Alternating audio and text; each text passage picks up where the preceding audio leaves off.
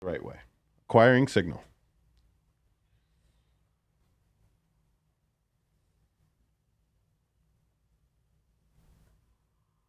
Signal acquired. We're back. Of the panelists and do not reflect in any way those of the podcast partners, sponsors, or affiliates. Enjoy. Hi, this is Michael Buffer, and you're listening to the voice of the people. Let's get ready for Boxing Voice. Every day I'm hustling, hustling, hustling, hustling, hustling, hustling, hustling, hustling, hustling, hustling, hustling. Every day I'm hustling.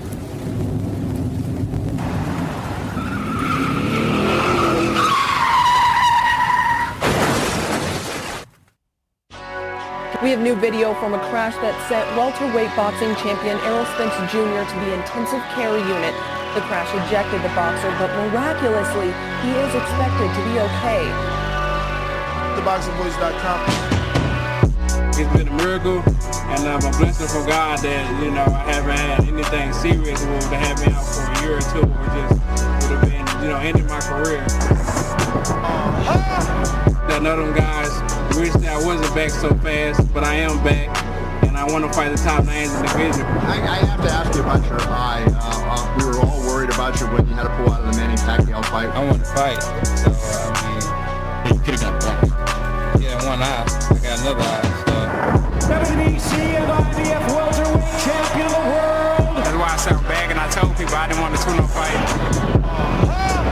I've been getting a second chance at life, and I've been getting a third chance at boxing. Nobody's avoiding Terence Crawford. It's big fish on this side too that, I gotta fry. Like I said, I'm gonna get these belts over here, then I'm gonna come take Terence Crawford belt because I said I'm gonna be undisputed welterweight champion of the world. SDS Promotions. What up, what up, what up? We're back, ladies and gentlemen, and welcome to another edition of the Boxing Voice Radio. It is Sunday's Crow Day, and we're going to be serving a lot of that for anyone that definitely picked it wrong.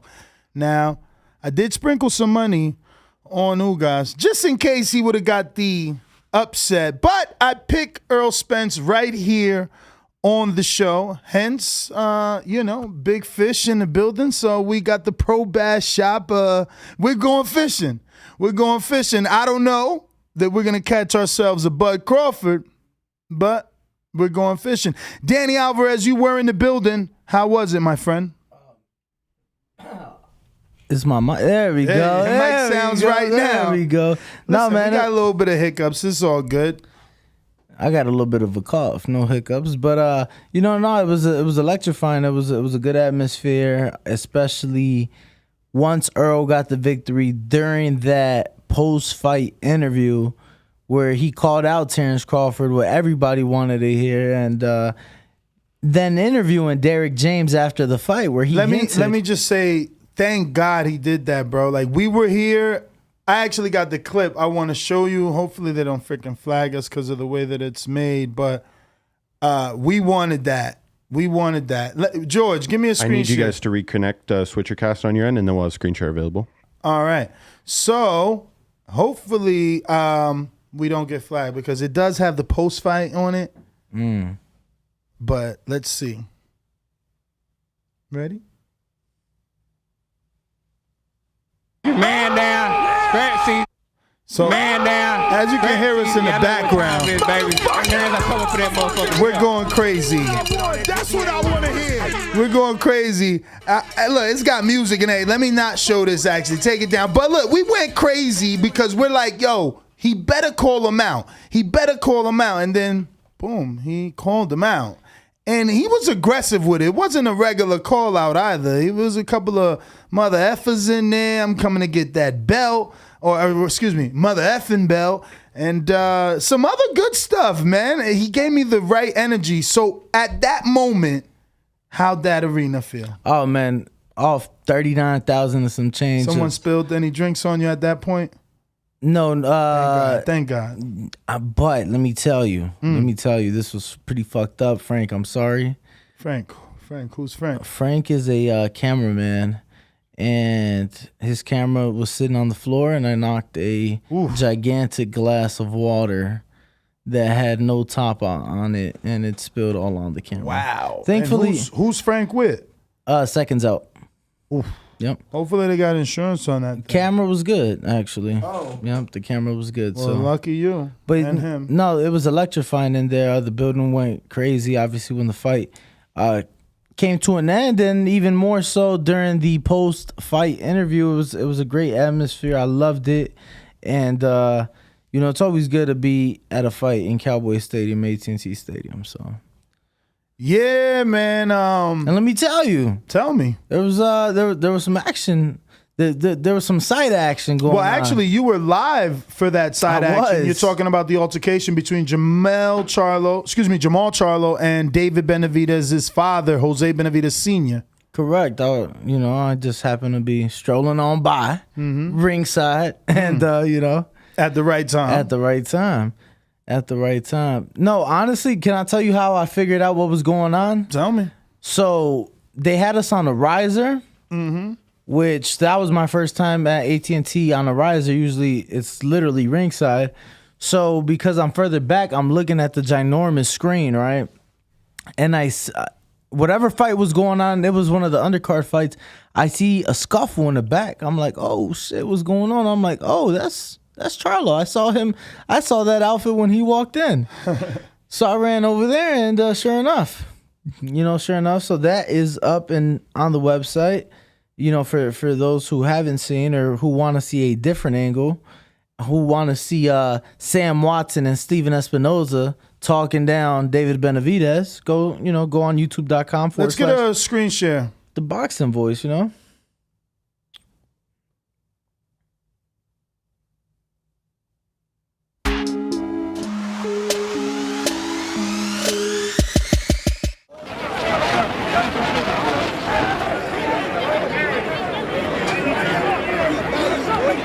So for those that can't see, this right here is Jamal Charlo saying something. Let me see if I can hear what he says. Just put it back a little.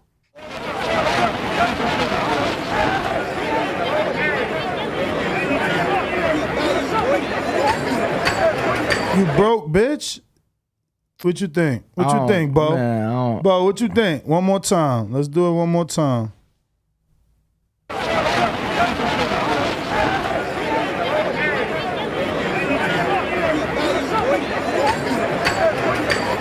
What you got? He definitely said you broke, bitch. Okay. So this is Benavidez, if you haven't noticed already. This is David, the son. This is Vito Minilecki, the father, not to be confused with Junior, just in case you didn't know that either. And as you can see, that's Charlo. Let it keep playing if you'd like to see Adrian Broner in the mix. He's good. He's a fighter. Cool. I don't care who he is. He's not going to throw him. So they're talking about Broner right there. Who's that? He's a fighter. Yeah, so they basically Broner was supposed to be, his seat was like between Charlo and Benavidez, like somewhere in the middle of that. And they didn't want to let him through because they're like, oh, nobody's getting through since they were trying to.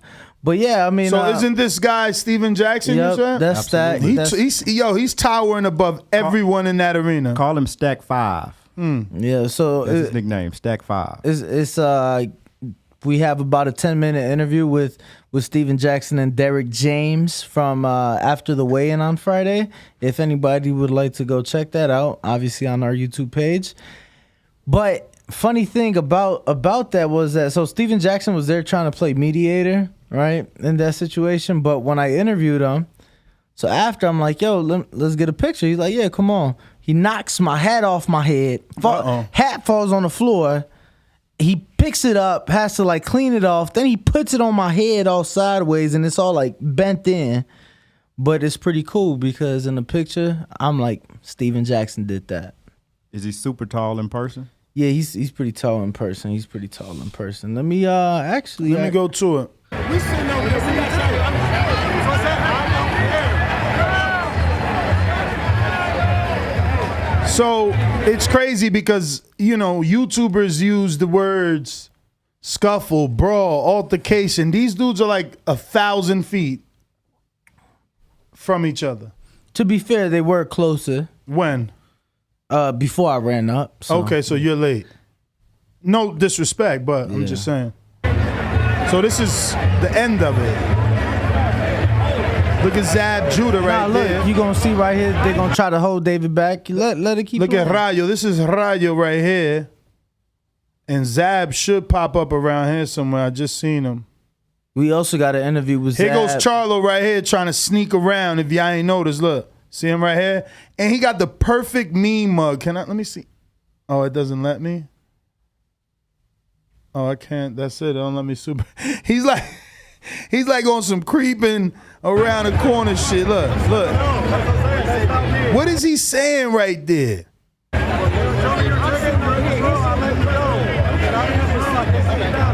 I just gotta ask y'all though, like, why does Charlo have this? I mean, take it down anyway, because this shit is so corny, man.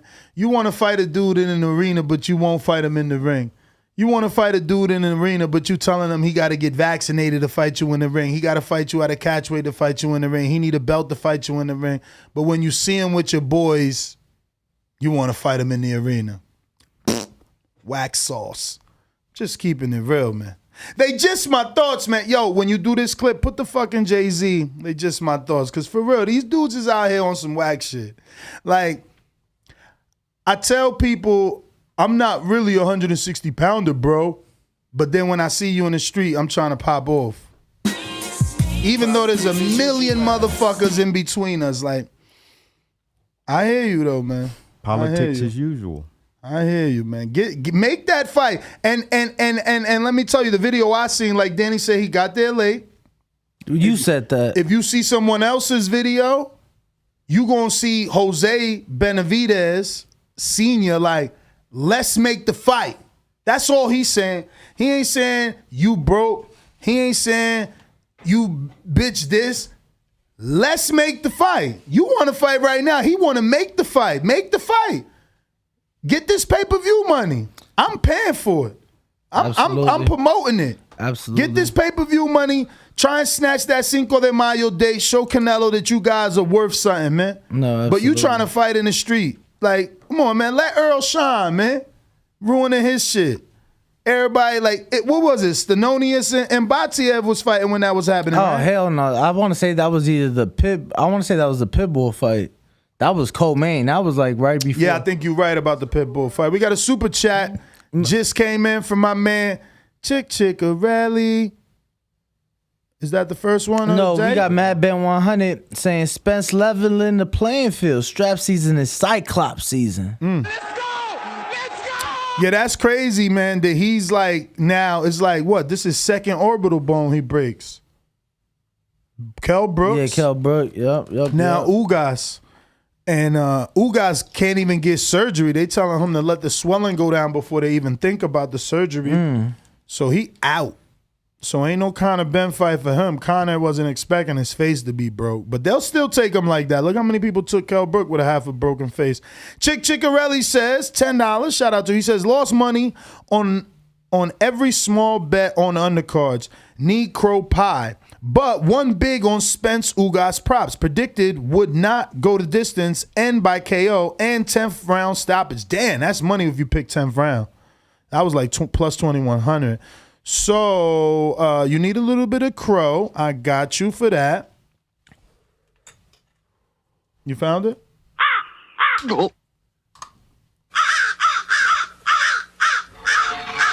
And we're going to go ahead and ring the alarm for you anyway. Because you did make some money and you picked the 10th round. Shout out to you for having the guts. I wonder did Supermax win because I seen him pick like 6, 7, 8. I don't know that he went the 9, 10. And that would be unfortunate, you know what I mean? I'd be mad as hell if I paid for 3 rounds thinking he gonna get the stoppage and then he got it 2 rounds later. But as you can see, we themed for the big fish, Errol Spence weekend. Got my man Danny, aka Ringwalk, even though he don't want to walk.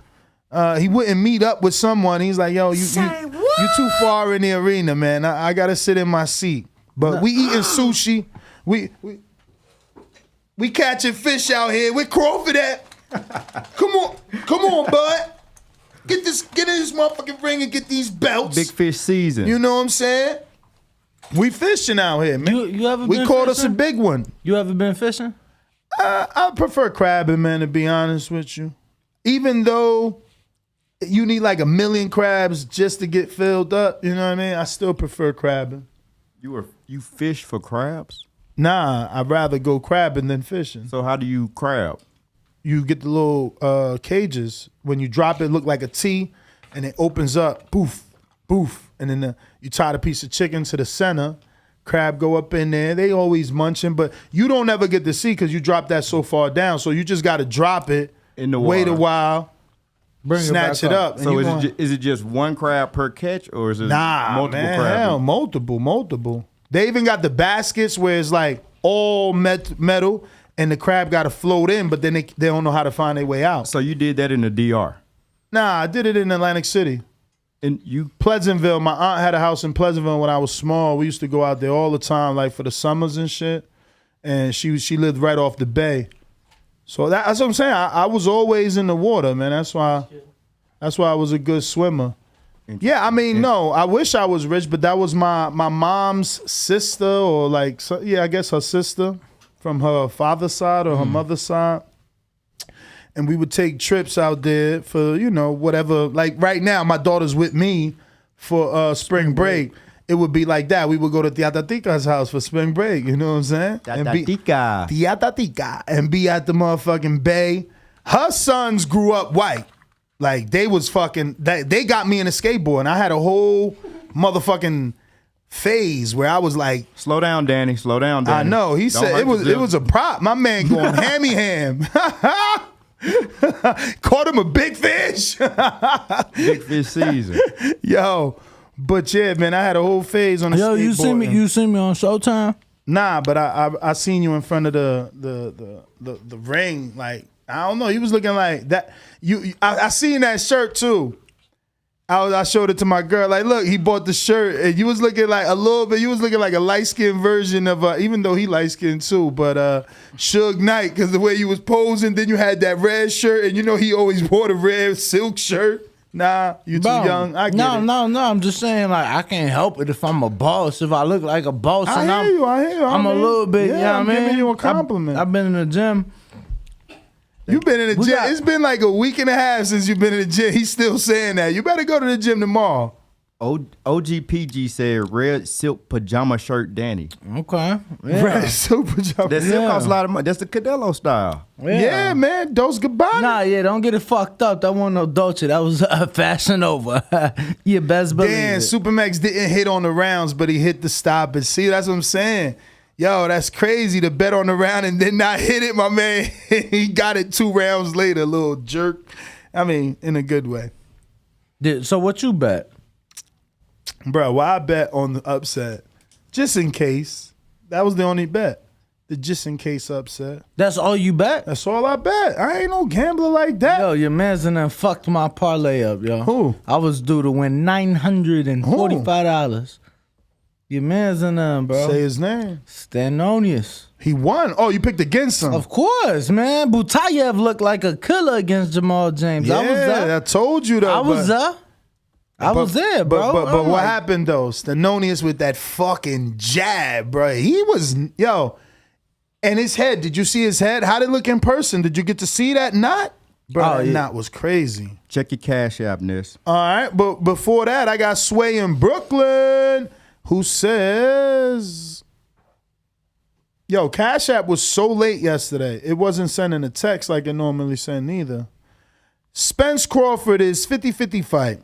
Spence punch output more than Prime Pacquiao, but is slow starter. Spence throws 20-plus punches around than Bud. I guess he meant to say more than Bud per round.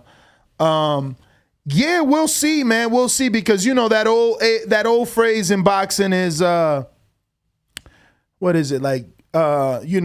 You fight to the level of your opposition, or fighting someone great brings the best out of you. So maybe Earl goes in there and throws his 1,000 punches, but that makes Crawford do something else, right? Like he has to adjust, and people call him the king of adjusting. No, Did you see how Spence was reacting to the body shots late though? I didn't really notice anything. The only thing I noticed was that the couple shots where his mouthpiece fell out, and he explained that. Yeah. He explained that. What'd you think of that? At first, I thought, oh shit, he got hurt, and that's because of the accident, the eye. Like he didn't react right, but he said it like, yo, I did a rookie mistake. My mouthpiece it wasn't custom. It fell out. I went to get it. I should have protected myself. I believe him. Yo, did you hear? So I want to say it was a couple questions after, this guy asked Earl, like, are you concerned because this isn't the first time it's happened? What, the mouthpiece? Yeah. Oh, okay. Somebody doubled up. Yeah. And what Earl said? And he was like, yo, this isn't the first time it's happened. But Earl's like, you right, it's not the first time. He's like, you on point. Because I was looking, I'm like, oh shit, So when was the first time did it happen? Was it post the fake teeth? He said the exact fight. It got to be post because ever since the fake teeth, he's been having a problem keeping his mouthpiece in. I mean, why? You saying you remember it in Danny Garcia fight? That's why I was asking specifically so I could just clarify that it's been post. If you know out there, drop it in the comment section. Help us out. Do you remember the last time Errol Spence's mouthpiece was knocked out his mouth? Listen, we got a cash app from Hawk in Maryland that says the Big Fish Spence strap season. Crawford. Why you spell his name like that? Crawford next. Yo, Kian, can we get the names of the winners from last night?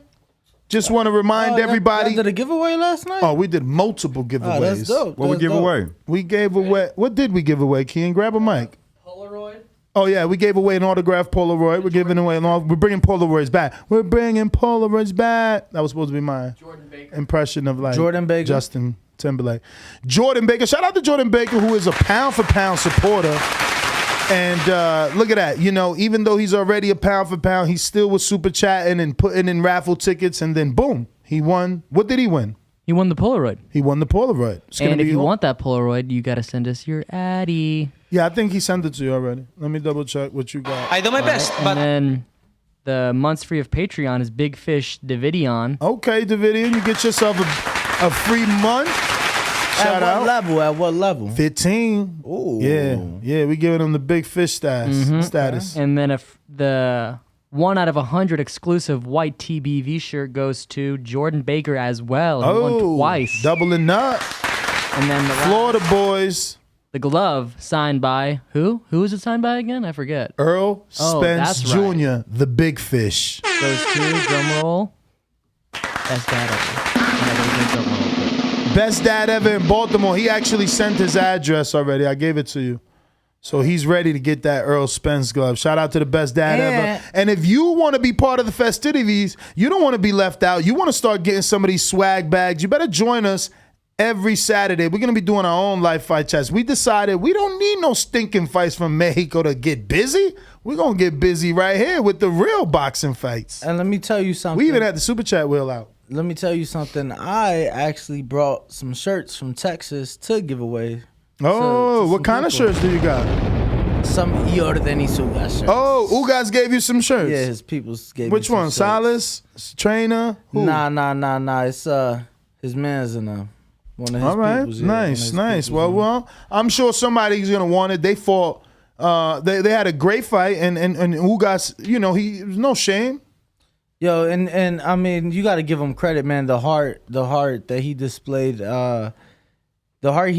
you could tell he was upset when they stopped it. He wanted to continue going, and Kian, you got to give him his flowers. He gave us a tough performance. So, Kian, should we still do a giveaway when we get to 134,000? Because right now we're like on 133,941.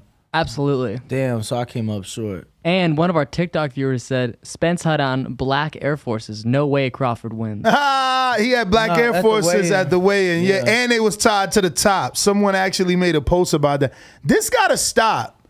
And when did it go from Timberlands to fucking raggedy Air Forces anyway? No, what are you talking about? No, to the South. Hold on. No, hold on. What do you mean it went from Timberlands to black Air Forces? Bruh, everybody knew back in the day, you threw the Timbs on, you was stomping the motherfucker out. Yeah. Now all of a sudden, now all of a sudden you put on, That's when the East you Coast put on was the best some coast. brand new Air Force Ones and you a killer. Nah, it's not that you a killer. It's you on some shiesty shit. Like There you go. You gotta You're watch out. sketch. Yeah, you gotta watch out. You don't feel care me? about you, your future, or anybody's future. You don't Who care. the hell said that? They Air Forces. Where'd this come from? That's the black ones, though. That's the South, man. That's why, bro. That's why I'm we telling took you. over the game. I mean, the Air Force has been a New York and Chicago thing, so I'm not even gonna. You get what I'm saying? But like we started that. Well, really, New York started that. Really, it was New York. Didn't Nelly come out with the Stumping in My Air Force Ones? Way after. So that's the Midwest, though. That's the Midwest. Way after. I mean, yeah, St. Louis. You're trying to take all the credit, but Nelly did stamp it. Yeah, but but before Nelly just jumped on the wave. But he made it. He made it global. He made it global. But he made it global. But before Nelly even dropped that New York, they was calling we was already jiggers. They was calling them the jiggers because of Jay-Z. We was already on Air Forces, but Nelly did take Nike worldwide, and then he even got a deal with them. You know what I mean? Like, shout out Nelly. Those songs he made off them. I mean, we got 2 super chats. Same thing could be said about Jeezy, right? Yeah. Yeah. In my Air Force One. Right. Mm-hmm. You couldn't. But he was later though. Yeah, but he was way later. You can't give him credit for something that Nelly did fucking a decade before him. Even though Jay ain't have like the song. About a decade. Nah. Maybe about a decade and an actual decade is a 10 All right, look it up. That's some producer shit. Look up when Nelly first Air Force One song dropped, and then look up Jeezy's while I do this Cash App. Hawk in Maryland says, I go crabbing with a string, Ness. TBV #1. Yeah, man. Well, I need somebody to take me crabbing. I haven't been there, been doing it in a while. So yeah. Super chats. Yeah, I'm refreshing the page. Don't wanna. I like to do it in order. Bradley Savage. And that's who's next. $4.99, $5 super chat. He says, Doc with the perfect stoppage. I had Spence in the 8th and 10th, won $1,200 off Ugas I also had EJ stoppage and under 10.5 rounds. Shout out to the big fish. Shout out to you. That's a lot of wins, man. Shout out. You really believed he put that every type of way he possibly could, damn near. Rand 16 said Chief Keef brought the black Air Force Ones to the new generation. To the new generation. That's what I'm saying. Shout out Sosa. That's new generation. Like, that's what I'm saying. How could you give someone credit for something that already existed? Like, Jay-Z was wearing Air Forces. Nelly dropped Air Force Ones in 2002. Jeezy dropped the Air Force Ones album and song. All that came out in 2003. Oh, wow. So he was riding the wave. Nelly did He was riding the wave. That was Jeezy trying to ride the wave then. I got Tip Bayless. Not to be confused with Skip. He says, looking at the Spence last 3 fights, a healthy Keith Thurman right now, stylistically a problem for Earl Shrimps. The one-time hook hit different. I wish I could believe you, bruh. I was like a huge Keith fan, man. Matter of fact, let me hit Keith up. Ugas didn't even let his hands go, so it was a fight, but it wasn't a fight like. I'm literally going to say, why didn't he let his hands go? Because he was getting pop, pop, pop, pop, pop. Spence too strong. Exactly. When you getting pop, pop, pop, pop, pop, hard to let go. But the body shots, I seen Spence reacting badly to those body shots. Like, do you got a clip? It was a pay-per-view.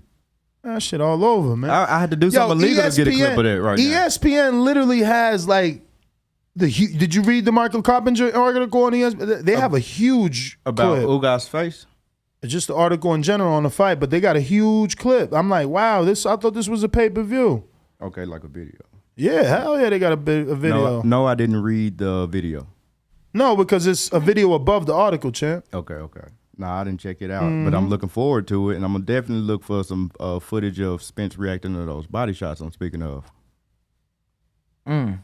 So, any questions on TikTok? Who do you got?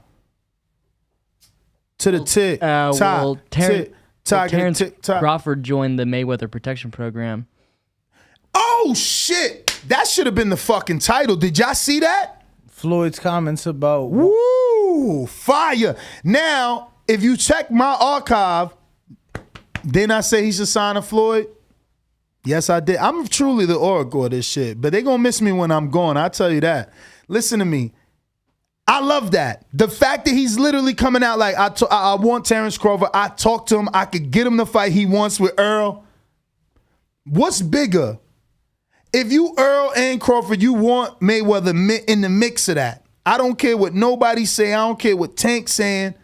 He could be disgruntled, but he got big because of that Mayweather love over there. All that. There's residual for hanging with the TBE. Come on, do you agree? Obviously, the highest earning, athlete in the sport, TBE, the best ever, 50-0. Anybody associated with him is going to get more spotlight. We were just talking in Dallas. I'm like, if you with Floyd, you're gonna get an opportunity.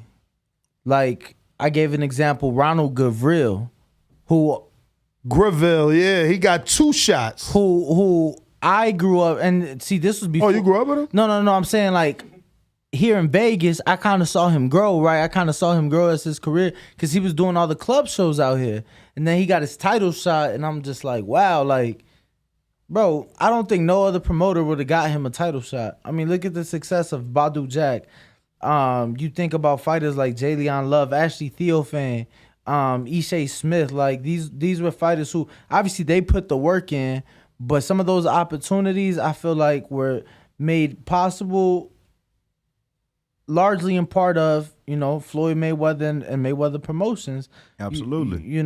They got matched right to where it's like, okay, still an opponent to get you moved up the rankings to be able to get there, but they get these opportunities. So Reveal even got the Benavidez shot, didn't he? Yeah, that's what I'm saying. Yeah. That David. So the first fight, I was there for that. All Mayweather fighters got a title shot. I don't think you can name one except Ladarius Miller and the other dude, Lonnie. But maybe Lonnie got one against Kovalev. And if he didn't get one against Kovalev, he had the Kovalev fight. He had to win. What I'm saying? Did Lonnie fight Berlanga? No. Lonnie fought Kovalev. Uskatagi. But I'm saying that was his last fight. Was Uskatagi. Everybody except Ladarius Miller. Look, Tabiti got. But I want to say even Memphis got like a interim. Who's shot. Memphis? Ladarius Miller. Oh, I want to say even he got like a regional belt of some sort or opportunity. Let's see. But go ahead. Who all have got title shots? I want to say Tabiti versus Duck Tito's. Obviously, Rolly versus Tank. Tank versus Pedraza. Who else was Mayweather?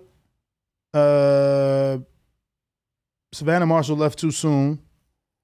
Ladarius Miller just fought Michelle Rivera, the Muhammad Ali. Mm-hmm. No, but before that, I think for a vacant USBA title. So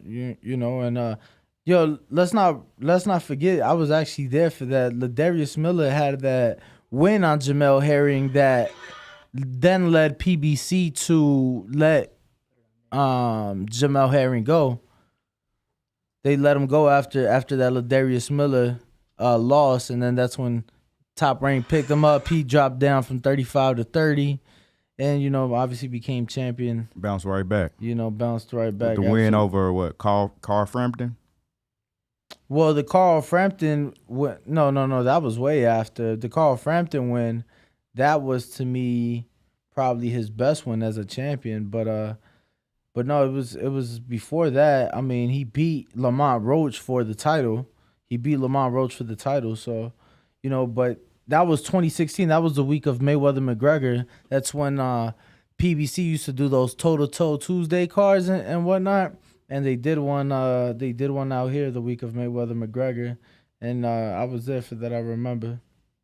Super chat. Who we got? Mike on Sports.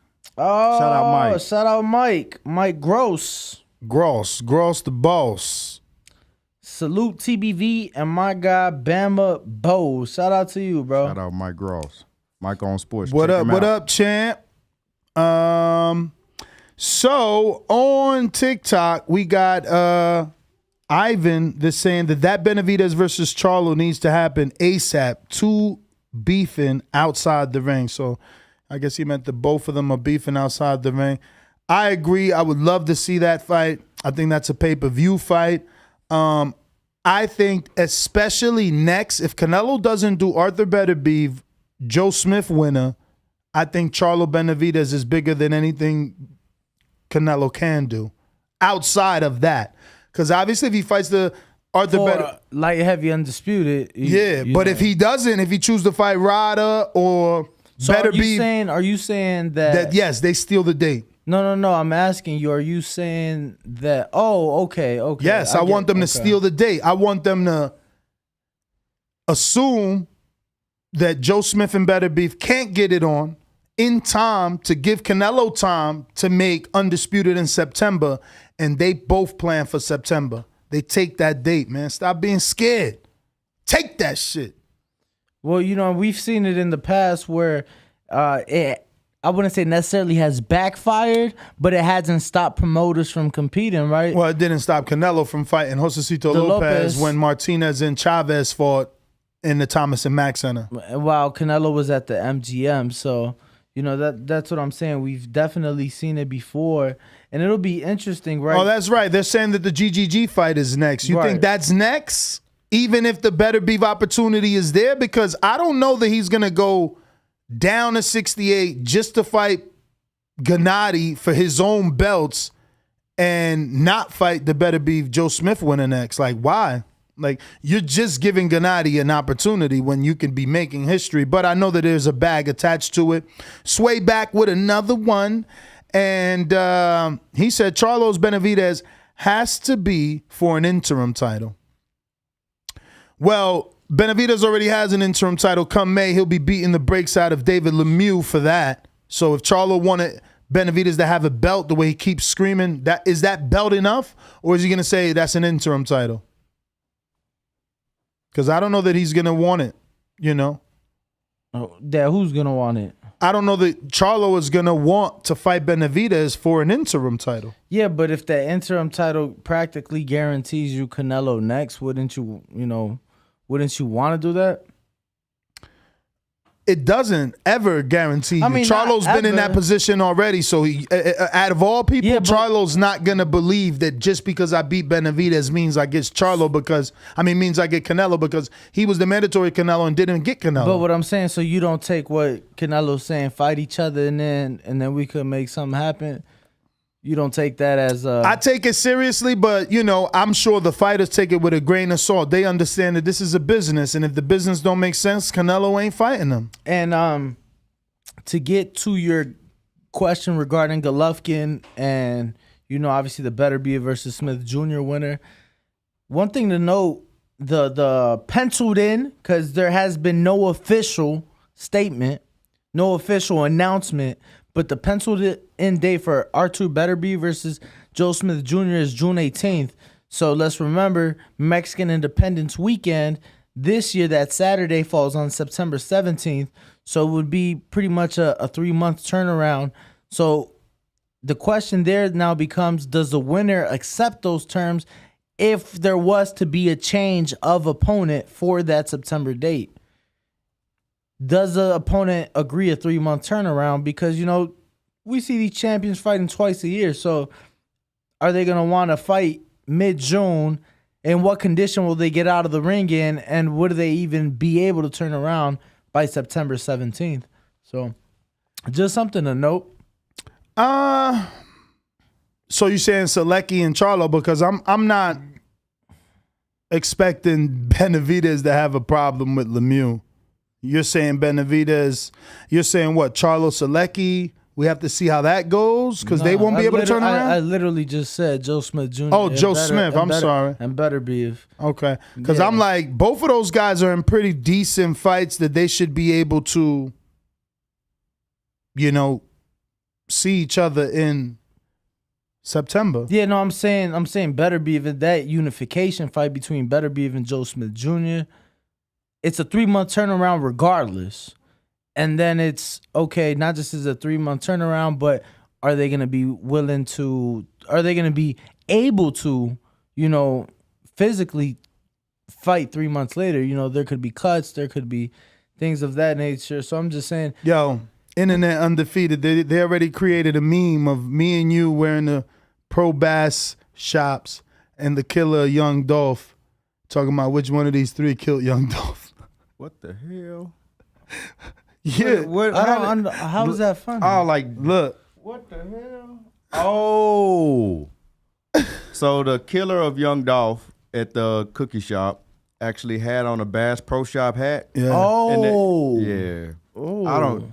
Undefeated is a good word. Internet is crazy, bro. Yeah, I would have never. This was definitely not the thought process. Oh my god. You know, Errol Spence, Big Fish. That was definitely. This is Big Fish party. This is a Big Fish party. This ain't no. We ain't. Come on, I ain't no killer, but don't put. Nah, we ain't no killers. Yo, we got a new. Oh, that's a super chat. That's from Riley Russell. Fat $20. No message. So we just gonna drop that bomb for Riley because we appreciate the support. Riley Russell, amateur boxer out of Decatur, Alabama, actually. Oh, I hope he right. I hope you're right. He in Atlanta now. Yeah, I know him. Okay, well shout out. Damn, so he tuning in because of Bo? He tuning in. I talked to him right before the show, and shout out to Riley Russell then. Hey, make sure you hit that subscribe button. Yeah, man. And hit the thumbs up. We got 643 people watching live right now. But we only got like 100 and something thumbs up. And we're trying thumbs up, bro. We're trying to get to 134,000 right now. We have 133,950. So if we get 50 more, we're gonna be giving away another grab bag. So you might get one of these shirts, one of these beautiful hats on the wall, maybe even a hoodie. The hoodie. Might get one of the Team Ugas shirts. Danny brought back some ring walk Danny Ugas shirts. Yeah, y'all lucky. Collab. Y'all lucky they ain't fit me, so I'm like they for the people now. You missed the best dad ever super chat as well. Oh, let me go and check that out. That's an important one too. He got a message for you. He said you checked your email. I sent my address to you. I got that. I got your Addy. We got it, best dad ever. He said this is about to be a great year of boxing. Yes, it is. We got Lord Roca. He said, y'all taking phone calls? Show enough. 1425-569-5241. We're going to open up the phone lines now anyway because, we got another $20 super chat. This time from Chingon. Oh, that's Abe. That's Abe. He going to be in the building. April 29th is going to be going down. There's going to be some 1942 Magnum in the building. We're going to have bartenders. We're going to have like sombreros, mariachi. I don't know. I don't know what else we're doing. But before that, this Wednesday we'll be having our 420 show. Our bud tender has confirmed. Danny got to hire the butt tender, so we'll see how good it is. So smoke weed every day. Yeah, so she has confirmed she will be here. Did she try the outfit on? Where's the outfit? The outfit's been here. Okay. So you have not been doing your job. Oh, my bad. I just been in Dallas while you sitting here getting drunk on the show. Oh. Did you get an Errol Spence interview? Of course. Really? Of course. No, not the one question that you asked him at the press con. I'm talking you ain't see. Throw the camera in his face. Well, Derek gave me and Tyler access. Oh, nice. Shout out. Yeah. It's not up yet. It's only been about 24 hours. I mean, did you put like urgent in the subject matter line? I don't know. You might have to learn how to be a little more professional. We got Sway with a super chat saying he back. That's number 3. Ring that alarm. Ring that alarm. Shout out Sway. Sway, I always be saying you from Brooklyn. Am I right, champ? Like, help me out. Word is Ryan Garcia wants to fight Gamboa next. That's hilarious. So, the word is he wants Isaac Cruz, but Isaac Cruz talking about, you seen Dan Rayfield's tweet? Yeah. Dan Rayfield's so mad. Why he getting mad? You know what I'm saying? He say he got to get in line. It's true. Doesn't everybody want a shot at Isaac Cruz right now? Why won't I be feeling myself? I don't know if everybody want a shot at Isaac Cruz after last night's performance. Oh, he a killer. Yeah, he a killer. Yo, but people understand what he brings to the table. Let me tell you something. He brings death. He brings chaos. I wasn't impressed by his performance. Oh, you wasn't? Nah. I thought he looked better against Tank. I mean, it ain't about better. How many knockdowns he got? How many did Tank and Haney got? End of story. Yo, if you are on Blog Talk, don't forget to hit that #1 button. Then we'll know that you want to get on the phone and voice your opinion. But no, I'm not saying you can't rebut. I'm just, throwing in that little message, go back at you. Yeah, so it's like, cool. Tank fought him, right? How many knockdowns he got? Gamboa tore his Achilles. And still didn't get more knockdowns. It looked like he tore it last night, how he was wobbling all around the like ring. that, right? But then Gamboa faces tragedy and loses all hope in boxing when he stepped in there against Devin Haney. Like, nobody has 12-0 Gamboa before. Devin Haney 12-0'd him, right? And then Gamboa's preparing to face Chris Colbert, and Gabe Flores breaks his fucking ribs, right? So then Gamboa goes, come on, man, like, he's damaged goods. Like, you want to talk about a fighter, but it's not the same fighter. That was his last payday, right? But that's okay. You went into that fight understanding it might not be Gamboa's better days, but he did Gamboa dirty. He didn't play with his food, and that's all that matters. And look, he got it off the ding like AB say. And maybe, yo, I got to get to this comment though. I've been waiting for you to stop. It looks like I'm gonna just go with Randall. No, that's right, Rand Huzzle. I don't know. But he said they running a trade on Gamboa. And it's true, bro. Everybody's just taking Gamboa and fucking him up. Yo, again, if you're on Blog Talk, you got to press 1 at least one time so that we know you want to get on the show and talk yo-ish. Maybe you picked it right and you want to celebrate. Maybe you picked Ugas and it's time to serve you some crow. Looks like we got Mr. PBC on the line, but really quick, Stephanie Sims with the super chat saying hi. Hello. Hey Stephanie. Shout out to the 7%. I wonder if we got more this month because last show, La Jessica was around. So it's like 2 girls now. Yo, no, what's that other girl? What's that other girl? Foxy Brown too. No, Foxy's always there though. Oh, okay. Then we got Mary. Mary's also there too. Yo, we got Matt Garcia, member for 13 months at the prospect level. Shout out to you, champ. I know y'all was in the building last night. He says, time for crawfish to jump into the deep end. And he puts 2 shark emojis. Yo, yeah, man. They talking about Gamboa's chin on TikTok. And that chin is crazy, man. He got the worst chin in all of boxing, bro. I'm pretty sure, like, I remember who he fought. Was it Tank that he fought that they was like publicizing that he had like 16 knockdowns in his career? And now, I mean, Eastside just put like another 6 on it last night. How many Bud add to it? Well, Bud was earlier, but yeah, Bud put him down maybe 3.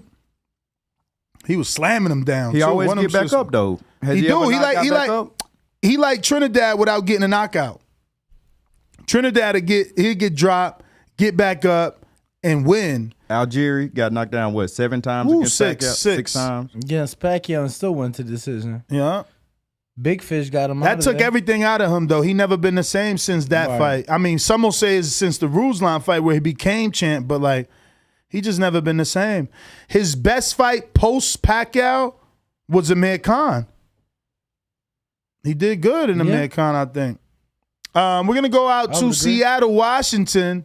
Premier Boxing Champions presents Mr. PBC, baby. Anybody think they see some flaws in my game? Call out. Hey, Buzz, stop crying, nigga. Join the team. Our Heyman is a blessing to the sport of boxing. The sun is shining, the checks stay signing. Fuck Top Rank. Good job, Al Heyman. Last time I checked, unification's Trump mandatory. Because Al Heyman and PBC offered me something bigger. Show me the money. I guess I gotta be like everybody else and saying Al Heyman. I can quit my job now, baby. SDS Promotions. PBC, baby. What up, what up? Yo, what it do? Man, it's a beautiful day in the PBC neighborhood. We living good. Hopefully, Bud, he's ready to do what he need to do. Hopefully he don't try to pull no little slickster move and go over to Pro Bellum. But I can't wait for the fight with Bud and Earl. Earl definitely did his thing last night, man. I was definitely screaming, stop the fight. The first doctor little visit he had, Ugas. They definitely needed to stop that fight, man. Ugas, his game plan was I don't think he had one. I think he was so hyped up, and for the moment, he didn't forgot about the fight. Because, he was hitting Earl with some stuff. And it's like he doesn't know his power or something. It's so weird. And the dude did that little Ninja turtle shell, and just assumed that he can just avoid punches. It was very, very weird, man. But shout out to Earl, man, for getting that win. I definitely won some money. And that's really about it, man. Earl did his thing. Shout out to Texas. They killing it over there for him, man. I see one thing that Bud's not going to do is go to Texas to fight Earl. Shout out to the referee for Boativ too, man. That referee we probably would have needed him for Deontay Wilder, Tyson Fury, because he was on that dude's ass. I mean, Boativ couldn't really do anything other than he couldn't even hit the dude a certain way. Shout out to Standy Yonas, man. He got his referee lined up, making sure he could win. That's my call, man. You sound mad at that, but I hear you. I'm glad I picked Standy Yonas. He was. We got a new contender. Yes, Sway. actually, he's just rejoining. Okay. But shout out to Sway that rejoining YouTube members. Definitely head on over there and check out the verbal debate between me and Danny when we jump in Malinaji. What else we got over there? We got the behind the scenes with Shakur Stevenson. We got some behind the scenes with Shane Mosley. With Sean Porter. Is the Porter up yet, kid? Yo, let me tell you something. The Porter's not up yet. I want to say two things. I swear real to God, quick. that's insane. The Porter's not up yet. We don't even have shorts from the Porter. I'm going to kill Ken. Kill Ken. It's on the way. Nah, it ain't Ken for Nah, okay, it ain't Ken. It's on the way. We got Chris. Well, actually, before I read that super chat, I do want to shout out Texas because our last caller. Shout out Tony Salgado. He came through with that fire. So shout out to you, bro. You thorough for that. And I want to, bro, it was nothing but fat asses in AT&T Stadium last night. Let me tell you. All flavors. It's always like all flavors. Bro, let me tell you, because I had a friend at the fight. So, bro, I was telling her, even the big girls got fat asses, right? Like, I know some big girls that they ass just blend into their back rows. But, bro, even the big girls was fucking dragging a wagon in the stadium. Like, they had them, what's them shits called? Them girdles. Waist trainer. The waist trainers at 100 million. You know what I'm saying? Suck it up for the night.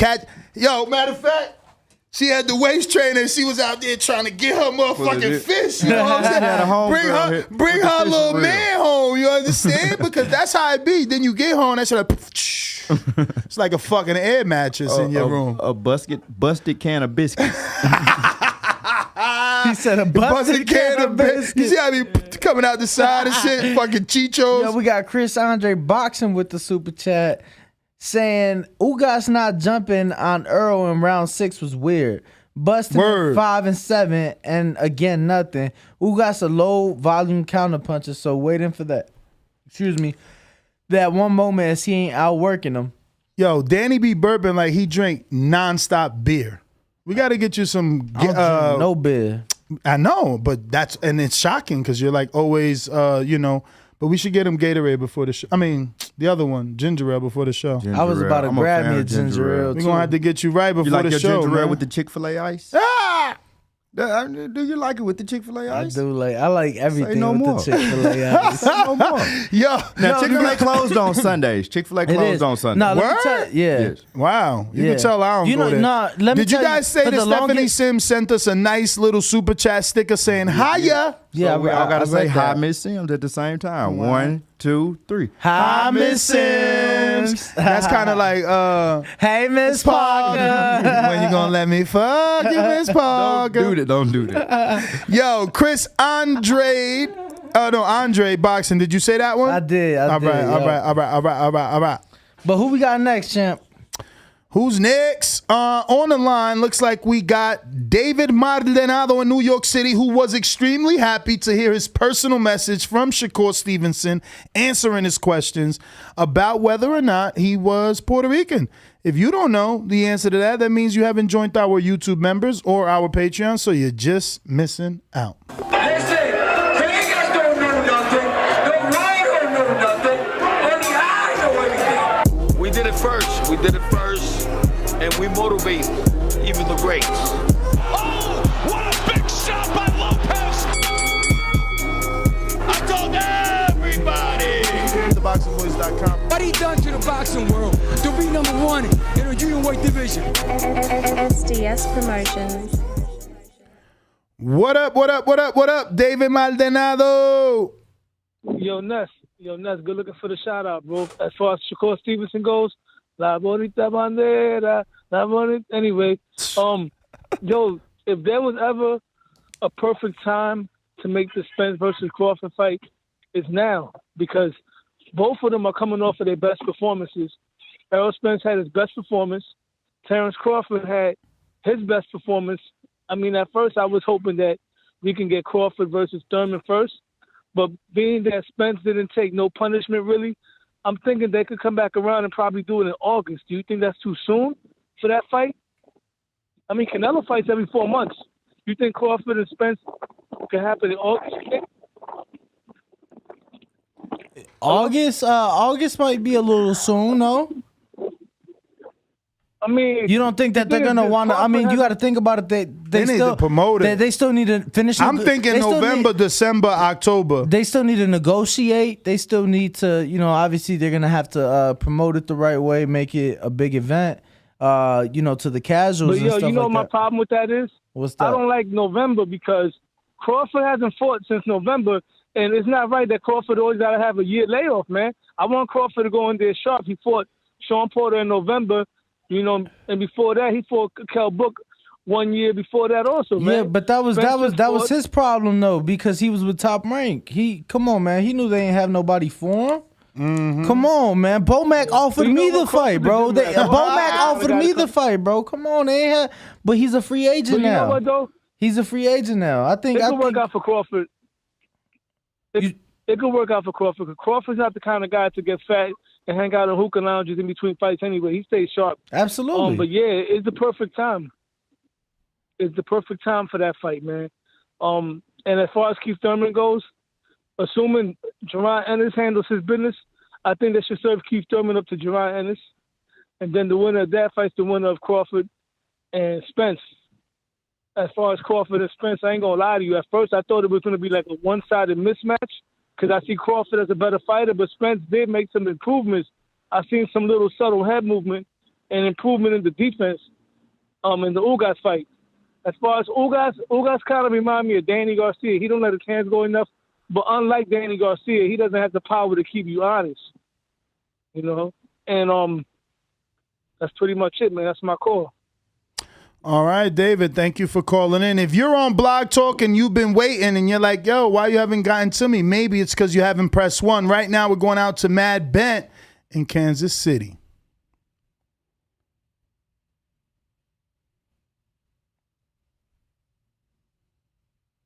That is not Mad Bent. That is not Mad Bent. This is Mad Bent. Hello? What's up? What up? Great fight last night. Just like everybody else, I won a little cash on the knockout on 10 rounds and under. So that was good for me. Nice. I didn't bet on Stanionis, but I know he was gonna win. That name is Butayev. Butayev. That young man does not move. Butayev. He does not move his head unless you punch it for him. That was crazy. He was getting smashed with the same jab and left hook. I was like, my dude, move your head. But like Teddy said, if you don't move your head, the other guy's fist is going to move it for you. I got to get Crow because I picked my man to touch up Brandon Lee, and he just went in there to try to survive. It was horrible. It was painful to watch. So is the fish gonna eat the crawfish and turn him into crawdaddies? Well, that's or is Crawford you gonna tell have us. a fish fry? You That's tell the us. question. That's the question. I picked Spence. Okay. I've always rolled with Spence. That's my guy. But we'll see. Crawford is very, very good. So we'll see. All right, man. Great show. That's my call. Thank you. All right. Appreciate it. We got a couple super chats here. We got S.A. Shout out to S.A. He was rocking out with us yesterday. Heavy. He said, like a can of biscuits, laughing my ass off with the laughing my ass off emoji. And then we got Ken saying air mattress and can of biscuits. No, laughing my ass off. We got TX Bulldog Boxing. Texas Bulldog Boxing says, hope Spence haters enjoy the crow. 3 belts, 2 eye sockets, big fish. All right. We're going out to some more callers. On Discord, I got Majid, New Jersey, Florida, Ohio. What up?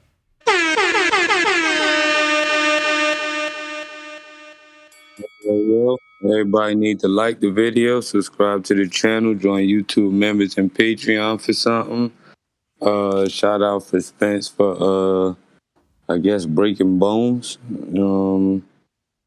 Yeah, that Eastside Cruz, I guess that shit was some fun shit to watch because I kept going on YouTube and just watching that little 2-hit combo and that loud ass shit sounded like a shotgun. But other than that, shout out to Bama Bo being on that shit. My God. Good to see he done made his way up there. Other than that, I don't got shit to say, but everybody liked the video. Stop shoplifting. I'm out. All right. So, what other fighters were you impressed with on the undercard before we continue to go down the line of callers? Man, Rayo, man. Beautiful. Look, man, I thought you thought I was bullshitting. No, I smoked him too. Smoked him, man. He turned them into some pack. He was smoking on that bandido pack. It was a fish fry. Yes, he fried him, bro. Man, he was spectacular, and ran into him at the airport this morning. Man, very humble. Staying in the gym. He's like, yo, going home, seeing my peoples. Got the gym there, and then heading back to San Diego, keep training. So, shout out to him. I was probably who impressed me the most last night, to be honest with you. I was extremely impressed by Rayo.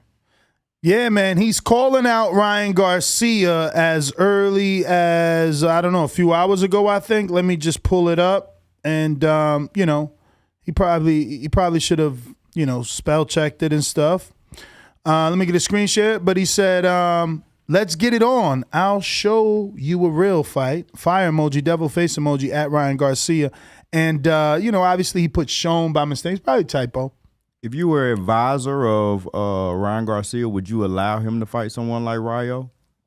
If I was the advisor of Ryan Garcia? Yeah, would you allow him? If Ryan Garcia is anything, at least half of what they say, he should be able to beat Rayo. That was Rayo's step up. And, let's be real. If we're calling Gamboa done, what is Francisco Vargas? Gamboa's always been better than Vargas. But what's interesting is that I got 2 guys that look at other sports, and it was Damian Lillard. Can we get another screen share? I don't know him, so tell the people, is he important? Does it matter that he's the one that's saying Rayo versus Ryan next? Oh yeah. He was on Hot Boxing with Mike. They were watching old fights like Jack Dempsey. If I'm not mistaken. He got 3 million followers. Yeah, I mean, Dame to me is the most underappreciated player in the NBA. I think I've met him actually as a fan. I was ringside for Ward Kovalev 2. He a major boxing fan. Oh, I'm sorry, Ward Kovalev. Yeah, Ward Kovalev 2, and we sat 2 seats down from each other. So he's extremely knowledgeable on on what it is he's talking about. Nez, but I have to disagree, bro. I don't think that Bandido was more done than Gamboa. Like when we talk about what? I don't believe that. When you talk about Bandido, You're talking about a guy Two Burchelt wars. That's it. That's it. That's it. That's it. All right. Gamboa got the fucking brain splattered in that Crawford fight. Like, he literally punched him down face first. Everybody dropped him in his career. So Salido. How could you say that Bandido's more done than Gamboa? Well, that's what I'm saying. I'm saying people think Gamboa's done. I think Bandido's more done than Gamboa. So, you know what I mean? Are they going to really look at Rayo as a threat is what I'm saying. I mean, regardless, at the end of the day, he fought a guy who was 11-0. Bandido did in Rayo. And Rayo stepped up and did what he was supposed to do. Like, for somebody who's 11-0 at the lightweight division, who's not high in the rankings, Bandido Vargas isn't a bad fight, given that he's only been stopped by Burchelt. No, it was a perfect fight for Rayo, but what I'm saying, if I'm Team Ryan Garcia, we shouldn't be afraid of Rayo. He just fought an old, faded champion. That's all I'm saying. I love the win for Rayo, but again, if we telling Gamboa to retire, aren't we telling fucking Vargas to retire? It's a podcast, so that face needs a sound. No. I mean, I get where you're coming from, but I just feel like if Gamboa's been fucking dropped by me, you, and our grandmothers, then Bandido's only up until last night. He had only been stopped by one man. Look, it is what it is. I get it. Oh shit, I be forgetting he Mexican because the way he talk. So I guess it's like his nationality, like he pulling, like, yo, don't talk about Vargas like that. But like at the end of the day, he's done. No, I'm not saying that he's not, but I just think that it seems like you're not really giving Rayo his credit. I'm the one who's bigging up that fight. Why are you trying to change it on that? I'm just saying, if people are discrediting Gamboa on today's show, how can you not say the same about Vargas? That's it. That's the truth. I think that's the truth. All right. But, I mean, you made your case. Maybe I'm wrong. I got Mad Bent 100. They better not blame me for this. Sticky Paws has the shitty paws reception. Ryan versus Rayo. Sosa Smith. It was 1,500 at plus 265 equals almost 4. And 300 at plus 400 equals 12. What are we talking about? That's the money you made, Sosa? I know you be betting. That's what he said last night as well. That I calculated last night at 1750. Oh, shit. The Wilder came out of him. You heard him? He said, I calculated. That's that Alabama shit. I love it. Hey, Shout out Wilder. Can I get some more sushi? Yeah, I was actually about to get some of that shit. I ain't going to even front. Say no more. I want some of that. How many you want this time? Man, you could do another. Danny has already eaten 2 rolls so far. So this Nah, you lying, bro. Give me another 4 pieces. 4 pieces? Say no more, my guy. Appreciate you, man. Appreciate you. And hold on. Let's finish the super chats. We still got Mr. PPC. We got Chris as well. So Mr. PBC is saying, Bud, it is time to sign the PBC now. If you sign with Floyd TM, I think he meant TMT, but the Bud ugly truth is you still signing with PBC. Floyd Mayweather said it first. # time's up. We have Chris Andre Boxing saying best thing about Rayo is that he became the first PBC man ever to thank God before he thanked Al Heyman. I don't know if he was the first one, but I think it's usually God, then Al Heyman. We got KDDR saying, loving that. Oh, that fish on the table must be big fish season, baby. Must be a representation / illustration of the EJ in a few months' time when Bud knocks him out in rounds 8 through 10. The fish and belts will look good in his trophy case. 2-time undisputed Terence Bud Crawford. Sosa Smith coming in with a super chat saying, yeah, bruh, at it was multiplied like $5 away from 5,200. So shout out to you and your winnings, obviously, on this weekend of fights. You know, obviously, I wasn't here to call the fights with you, Ness. So I'm just curious, bro. Who were you impressed by? We also had, obviously, Conor Ben. with his destruction of Chris Van Heerden, Alicia Baumgartner with her first title defense. Who were you impressed by? Fantastic weekend, man. I think that we. First of all, how long were you guys here for yesterday? I'm curious. 12:30 to I don't know, 9, 11 maybe. Oh damn! Yeah. So you guys went way after the fight. Well, the Ben fight didn't finish till like 2:45, so it was no sense in leaving. No. I'm saying after the Errol fight because you saying you didn't leave till 11. I know it was over way before that. Nah, no, it wasn't. We had to stick around for the post fight. He had to call out. We had to talk about it. We were spinning the wheels. Super chats was coming in. It was but we actually even stopped the super chats. It was more about like the fight. That's just how long it went. I mean, I don't know. What time did we leave? Is 11 wrong? 11 is wrong. It was more. Everyone was out of the building at 10:30. Okay, there you go. 30 minutes. That's still a good because I'm sure it was probably about an hour and a half, closer to 2 hours after the main event was over that you guys left. So obviously a lot of callers, a lot of super chats, a lot of spinning the wheel. Mm-hmm. But any fight, obviously you were impressed by Rayo. Impressed by Rayo. Impressed with Errol. He got a stoppage. Broke a face. Like, impressed with Errol. Who else?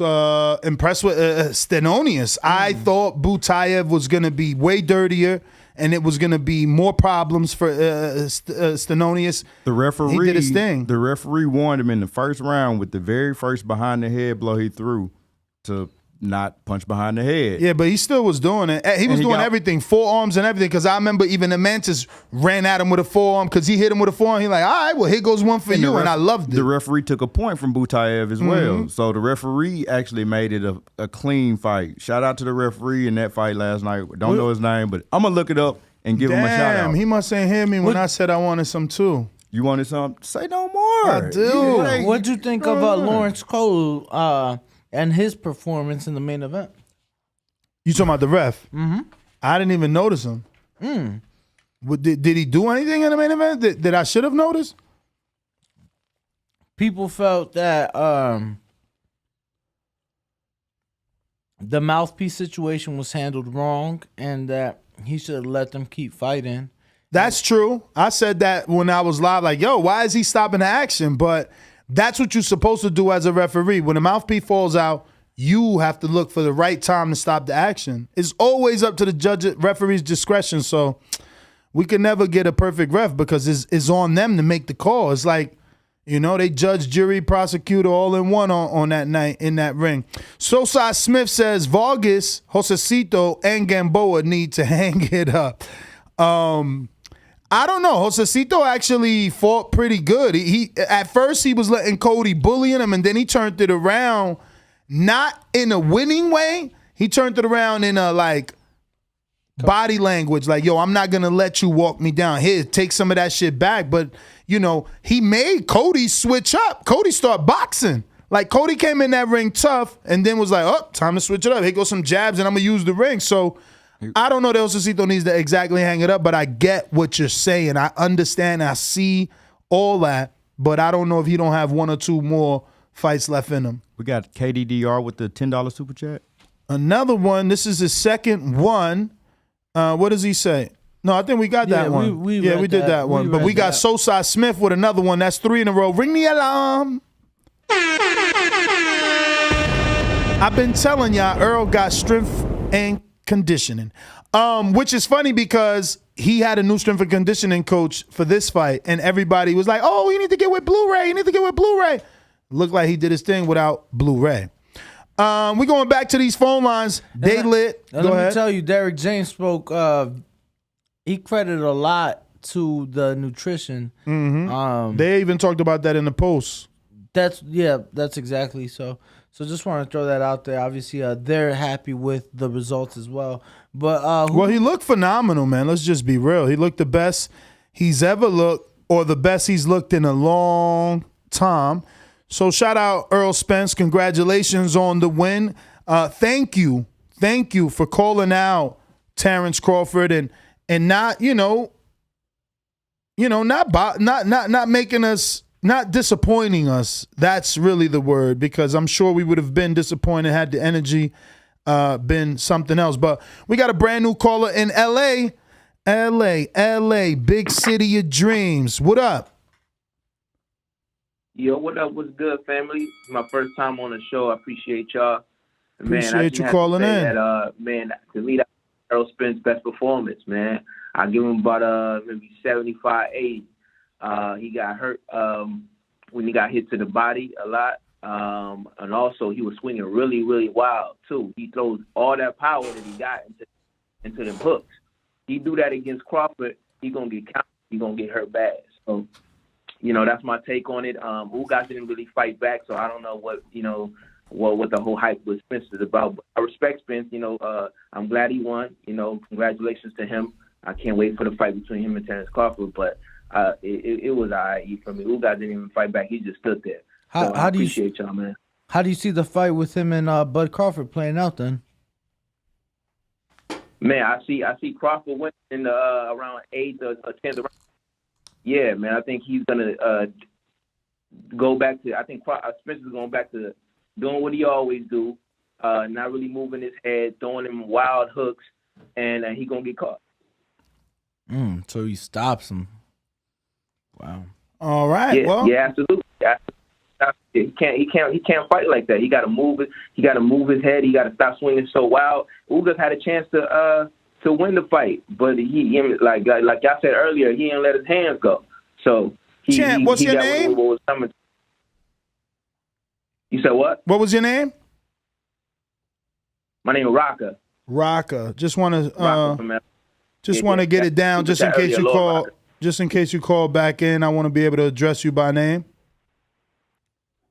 Yeah, for sure, family. Appreciate it. Appreciate you, man. Thank you for calling in, man. Look forward to your calls, champ. Y'all got the Tony Salgado super chat? We sure did not. Yes, sir. All right, brother. We got Tony Salgado saying, just tuned in. What y'all think about that Pitbull fight, bro? Shout out to you. I said I wasn't that impressed. I thought he just was looking for that knockout. What you want? But man, that's what Pitbull supposed to do. Pitbull go for the kill. Yeah, but what you wanted? You wanted him to actually kill the man?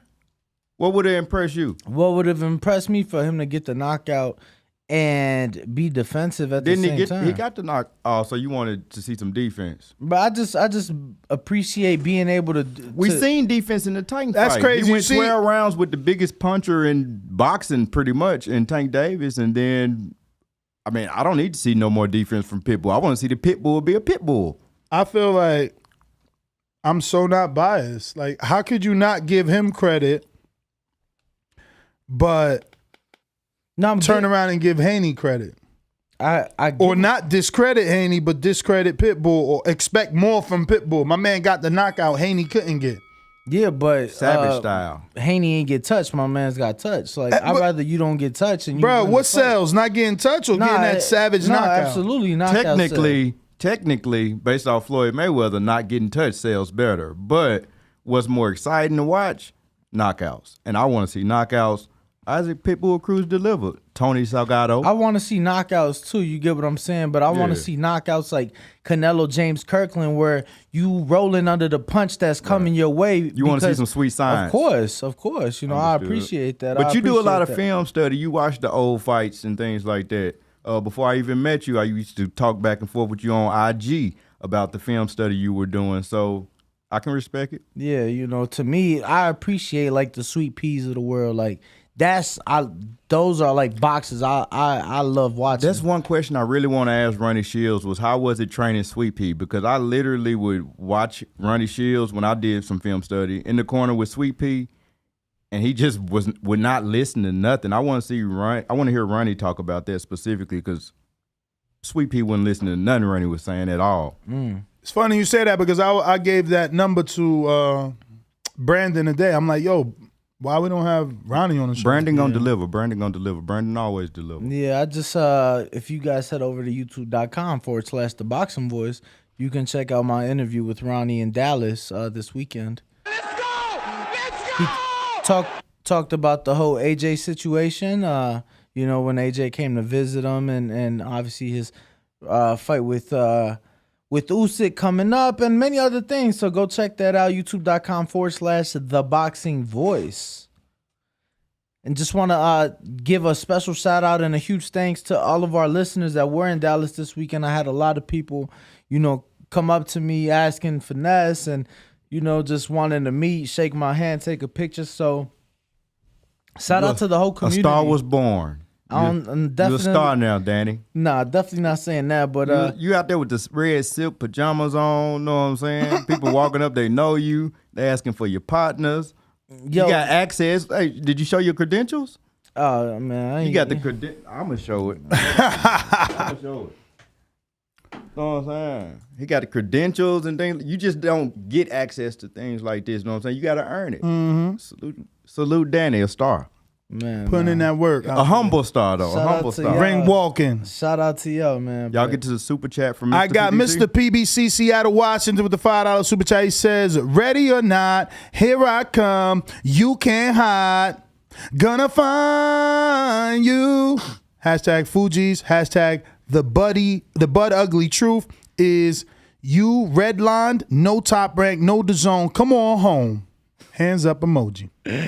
Oh, that's funny. Come on home. I love it. No, man, that's the fight we need. And I just want to say something real quick because I said it to his face yesterday, and I'm gonna say it now, man. I want to give credit to Derek James. I think Derek James is one of the top trainers in the sport of boxing. I was telling him yesterday to think that the next, he will have or may have 2 undisputed fights in the same year as a trainer. That is unbelievable. Mm-hmm. So shout out to Derek James doing his thing. And it would have been amazing if he would have got Marcus to be better beef. Because he would have had 3 unified That would have been champions, historical. 3 unified champions at the same Consistently. time. Consecutively, excuse me. Crazy. But I mean, that was an extremely tough fight, but still the work that Derek James does with Errol and the work he's done with Jamel, you got to give him his credit and just want to throw that out there. Shout out to Derek. Maybe I just felt special because he told me and Tyler, y'all the only 2 I fuck with. We going out to William in Seattle.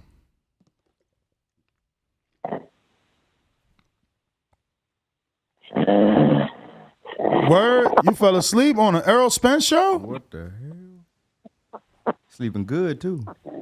Listen at it. That's beautiful. Damn. Oh, my man had that deep sleep. Yo, shout out to Tony Salgado with another super chat saying, bro, that smoke had me tripping. Smoke weed every day. Let's go.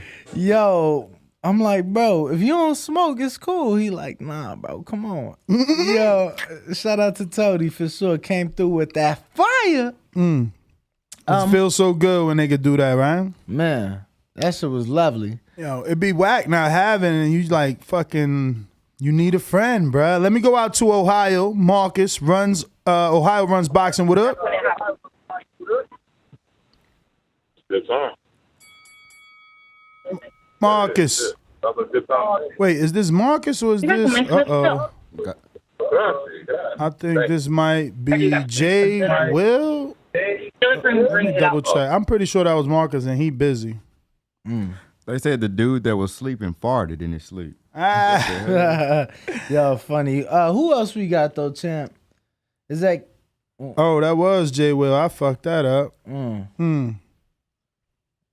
You want to try to go to him? Or? We have Discord people. We gonna go back to him. We're gonna go back to Jay Will in Ohio. Discord, what up? Like I know you should lie low. I used to Get it in Ohio. Jay Will, what up? Apologies. What up? No, what up, GTO, Almanac, and Bo. What up, man? What up, brother? Yo, Almanac always trying to steal my thunder, man, right before I get my call, man. Yo, you touched on it a little bit with the Derek James, was what I was going to speak on, man. I heard an interview. I'm not sure if it was your interview, Danny, but the one thing I did like was he kind of acknowledged some of Bud's strengths, and that kind of really speaks to the intelligence of him as a trainer. He already admitted that, Bud's speed, his athleticism is something that's, unique to Bud and all that. So they already know that they're already kind of admitting that Bud's the faster fighter. You know what I'm saying? And so, like, when you already are coming at things like that with an educated mind frame, I think, you can really get your fighter prepared to deal with whatever he's going in the ring against. So Derrick James, he just kind of had some real insightful answers to the Bud and Spence fight coming up, man. And me being a Spence fan, it kind of gave me a little bit more confidence that Spence can go into that fight and represent himself well. Prior to this fight, I'm going to be 100, with the accident and with the eye. Being a Spence fan, I was kind of starting to lean that, Bud was looking better, and I thought Bud would probably beat Spence in the fight. But after this fight, it looks like the old Spence. Like Spence said himself, he was kind of off in the beginning with his time, and Ugas' jab to the body was real effective early. I gave him really the first 2 rounds just because of the jab to the body. But, Derrick James really impressed me with some of his insightful answers, and I think he's going to have Spence really ready for Bud, man. I think it's going to be probably fight of the decade, man. But Spence looked real good, man, and, man, I just can't wait, man. I can't wait. That's my call, man. All right. Jay Will, thanks for calling in. Who's on there? Want to give a shout out to the best dad ever. He said best dad ever won that Errol Spence glove. Shout out to you. Yeah, so want to give a shout out. Celtics beat the Nets. Yeah, bro. I caught that before coming to the studio. Jason Tatum with the game-winning layup. So shout out to you. Man, I ain't watched a Channing Tatum movie in forever. Jason Tatum. You disrespectful. Jason Tatum got his own barbecue chips, bro. What? Like from Ruffles. Yeah. Never seen ain't it Tatum got the barbecue chips with Ruffles? He may. Yeah. I know LeBron got some chips. Never seen him. You never seen LeBron either? Yeah, I seen LeBron, but I ain't never see Channing Tatum. Jason Tatum. Jason. Tatum, Jason. Who else we got, man? Who next? Because there ain't no show without Info Joe. Are you ready for our next bout? Let me hear you. Shout out to the boxing god. It's showtime. TheBoxingVoice.com. Fight starts now. Give the fans a show and let your hands go. SDS Promotions. Puff Pastries on IG. Satisfy that cannabis-infused sweet tooth. Joe, what up? Puff Pastries. Got to unmute. Is he on Discord? What up, Bo from Bama? You hear me now? What's yes, up, sir. All right, man. First things first, man. Bo from Bama, man, you doing an awesome job. Thank you, bro. Nessie's going to be a good asset to the show. Thank You're you. breaking it down as usual. And Ring Walk, man, you're doing an awesome job, too. Ness, you know what's up. Keep it 100. You're doing an awesome job. Hit them thumbs up. Subscribe, all y'all. Let's get down to business. Now, shout out to the boxing gods. I'm going to say this one more time. Shout out to the boxing gods. The stars have lined up. Crawford versus Spence will be the biggest pay-per-view fight this year. It's going to be bigger than Canelo Bivol, bigger than Fury White, bigger than Shakur versus Valdez. That's regular TV. Stop it, Joe. Stop it. That's regular TV. Amen.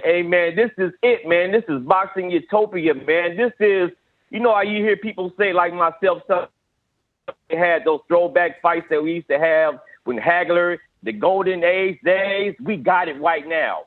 With these two dudes is going to put back to his upper echelon of the sport. We've been needing a welterweight unification. We ain't had one since what? Jab Judah? We just had one last night.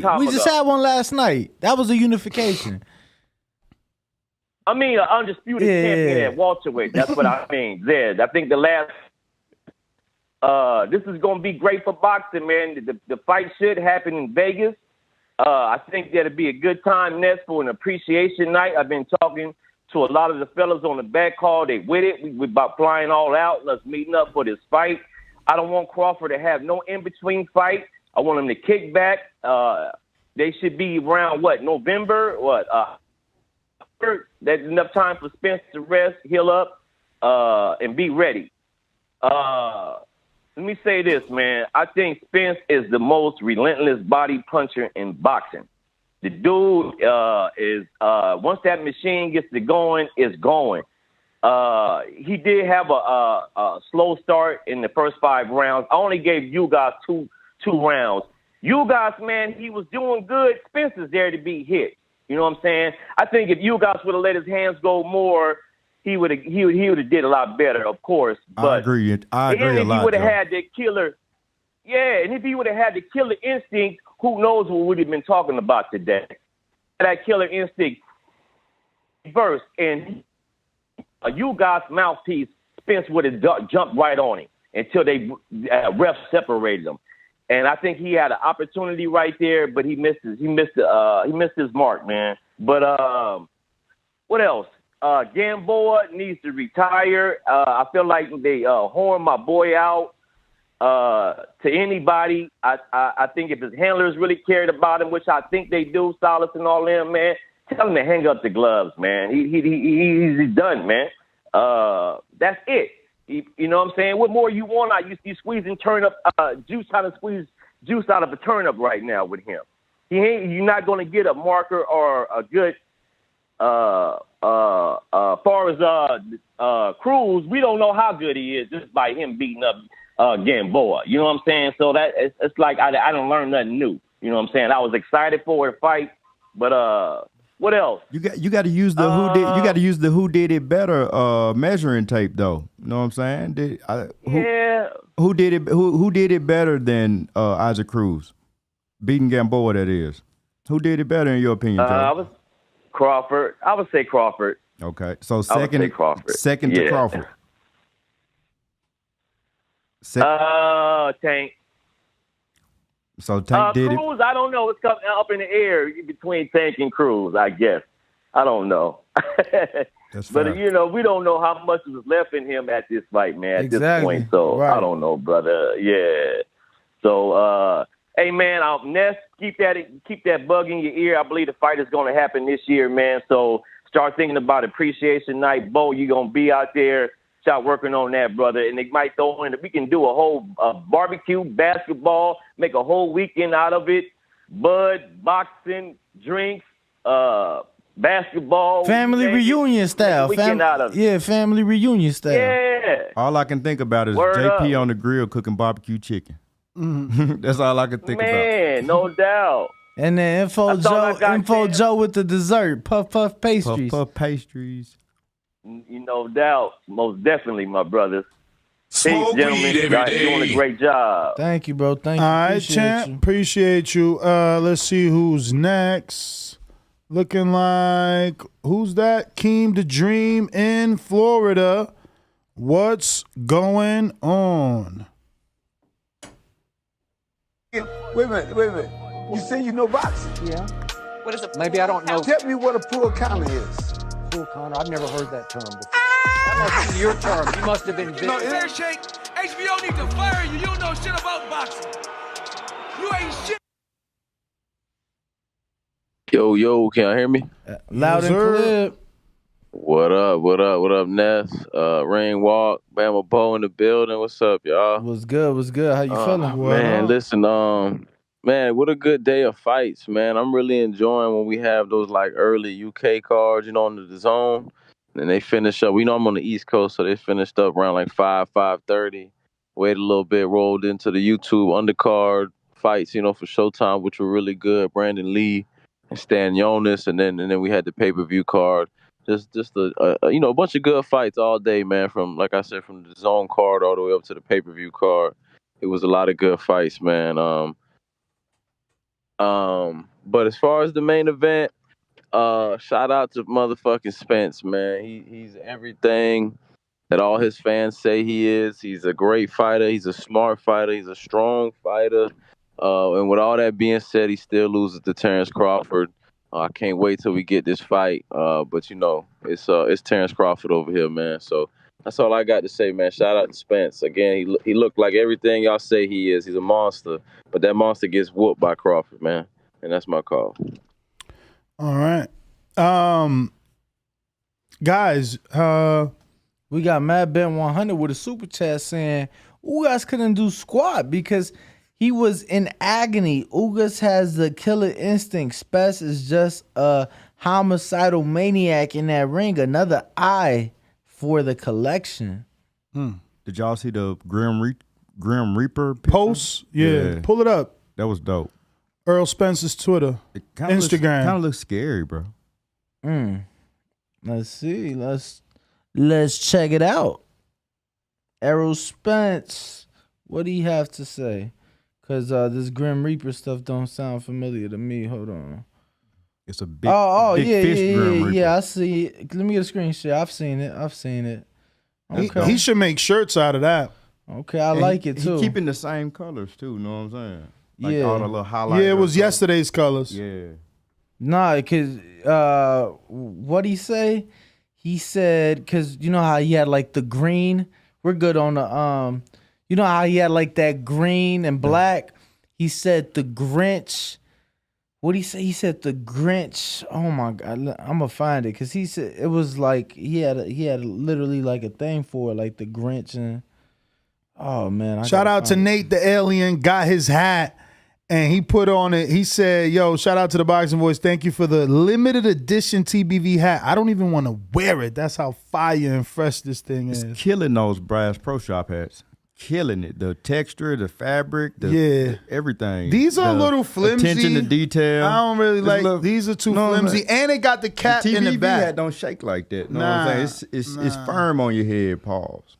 Nah, and it just, this is like, I don't know, khaki, right? This is like khaki material. Like I'm pretty sure khaki is the color, though. What? Nah, khakis come in all colors. Hold What on. do you say, suede? Key don't know. That's suede, that's canvas, whatever you're talking about. He ain't got that. This is swag, not though. canvas. This is khaki. Khaki's the color, I'm pretty sure. Khaki's not a color. Khaki is, you could get khakis in multiple colors. Oh, look, Bro, this he got guy. on corduroy pants. Like, he know his fabric. I know my material. He know his material. See this? Oh, you know your textures? Textures. Whatever. Can I get a screen share? So khaki is a textile fabric of dull brownish / yellow color. In particular, a strong cotton fabric used in military clothing. A dull brownish yellow color. Darker than Danny. So, these are the images, just in case you are a visual learner, Nestor. Thank you, Danny. Here we are. These, are khakis. So Sips tea. Put Sipping that Red Bull. put blue khakis now. Blue khakis. Watch this. Good. Watch. This is a good counterpunch. Blue khakis. Boom. chinos. They're popping up as cargos, chinos. No. Go down. So like blue. Bro, I just showed you. Keep scrolling all the way down. No, look. Yes, they do have some, right? They do show up, but it's just for illiterates like yourself, bro. I just showed you the meaning, the definition. Like, it's purpose in life. I just gave it to you. Danny, look up Canvas Bass Pro Shop hat. Canvas. Fuck Bass Look, Pro can Shop. khakis be navy blue? Yeah, they do. Simple. Like right here, screen share, please. Like I don't know why this man who's never wore khakis, he's never had a fucking job where he had to dress up. He's been in the military since 18. He won't tell me about khakis. Beat it. We don't need a screen share anymore. I win as always. No pictures popped up though. No, the pictures were there. I just scrolled it down to the text. Watch. Blue khakis Google search. Look at the pictures. See that? Blue, blue, blue. More blues. Keep doing blues. Come on, guys. Interesting debate for sure. Come on, guys. I just can't entertain bullshit, so that's why you had to take a puff, because you lost again. No, because I wanted to be like you, blowing smoke, except I'm doing it out my mouth, you doing it out your ass. Motherfucker, I showed you what the fuck khakis was. I showed you what they was. But it's all check them out. That was cool. That was actually a good comeback. KOs for Life said the khaki voice. The khaki voice. They always turn us into the voice when we talk about anything other than boxing. They said Raw Dog said Ness got a khaki G-string. I seen that, but I wasn't going to read it. Raw Dog, I'm going to time him out now just for that, you fucking jerk. Where you at? Where is he at? Where is he at? Fucking someone snipe his ass. There he goes. And you're not a member anymore? You really getting sniped. Everybody's saying khaki is a specific colored fabric. Everybody's saying. Who's everybody? Because I'm in the chat. That was Moolah Moolah. And then right here we got Jack Napier saying khaki is a color. What the fuck? Bro, you talking Jack Napier. He's not even a member and he's a troll. You know how many Jack Napiers I've blocked? And I'm like being legit honest here. Like, he's a super Moolah troll. Moolah saying Ness just can't take a loss. And Rob G said, Ness, you wrong.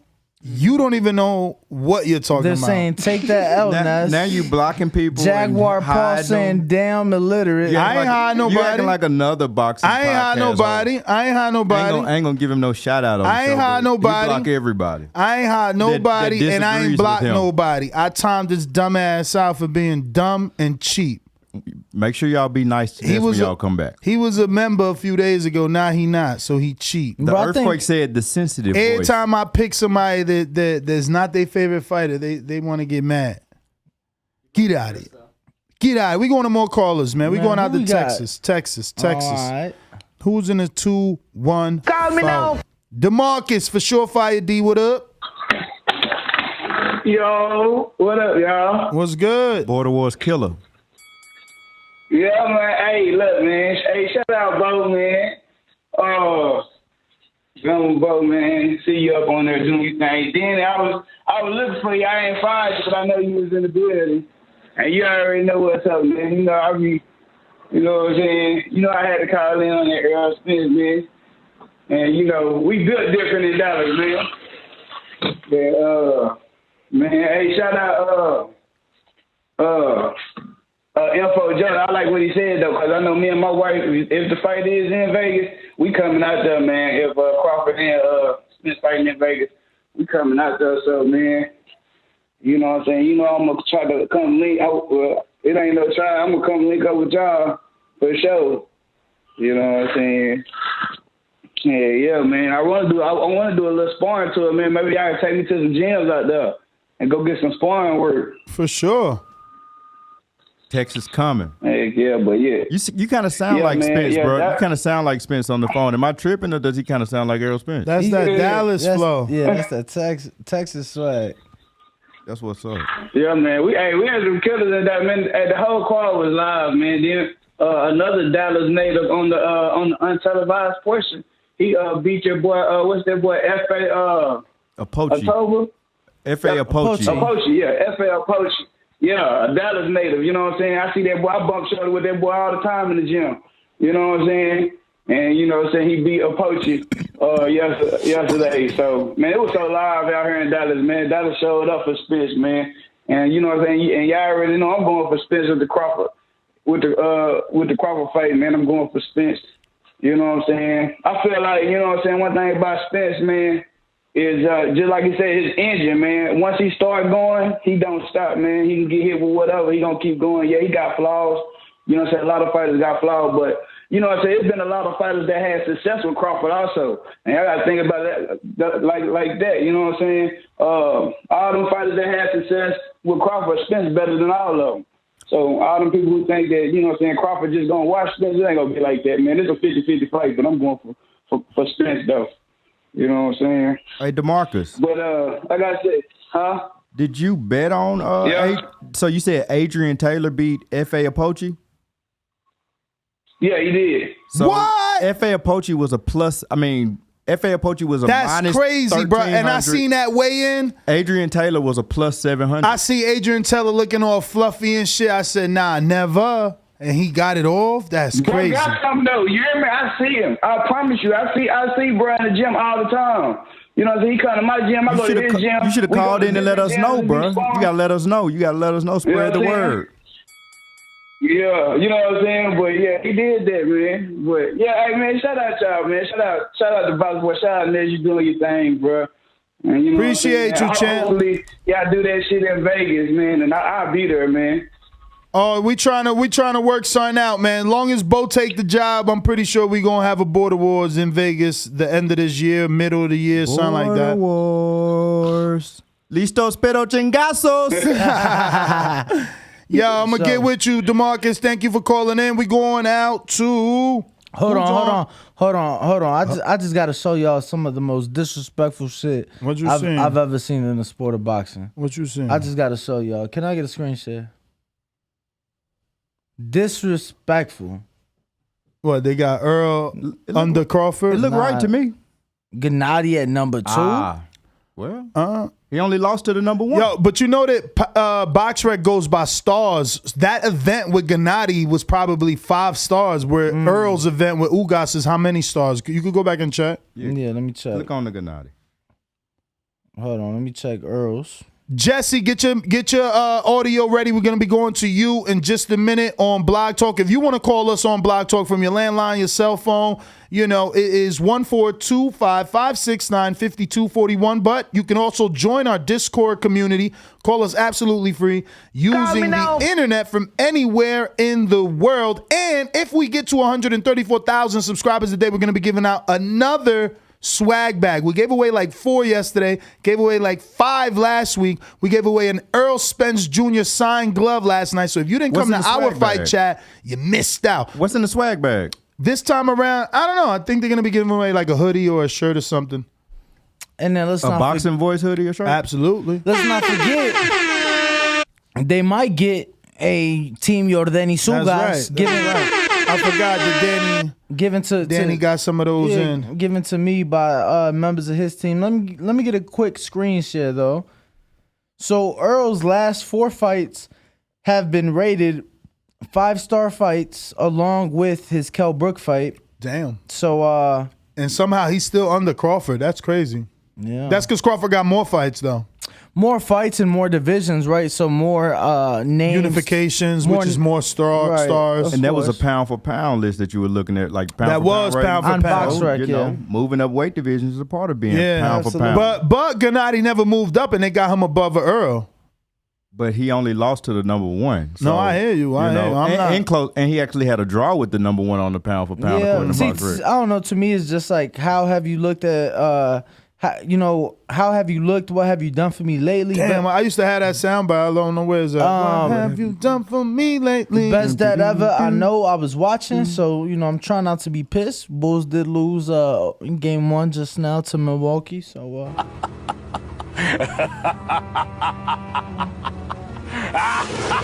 You shouldn't be watching that garbage anyway, foosball, man. What's up with you? You always watching that bullshit. Jesse Stockton, what up? Well, Ness and Danny, I just want to say, what do you think is the next matchup for Rayo? What do you think would be a good matchup for him? You think like a Linares, Nakatilia, Nakatani? They might throw Pitbull at him. They're on the same side of the street. You think that quick for them too? I mean, he got a Continental now. It's only up from here. You got a Continental strap now. You could only go up. And he looked good. So you don't think they could get another? He looked good, so I don't think they're going to slow him down or regress him. I mean, if not Pitbull on that WBC. Nakatilia. I like Nakatilia. Nah, that's going to be hard to make, man. That's top rank. What about Nakatani? Top rank.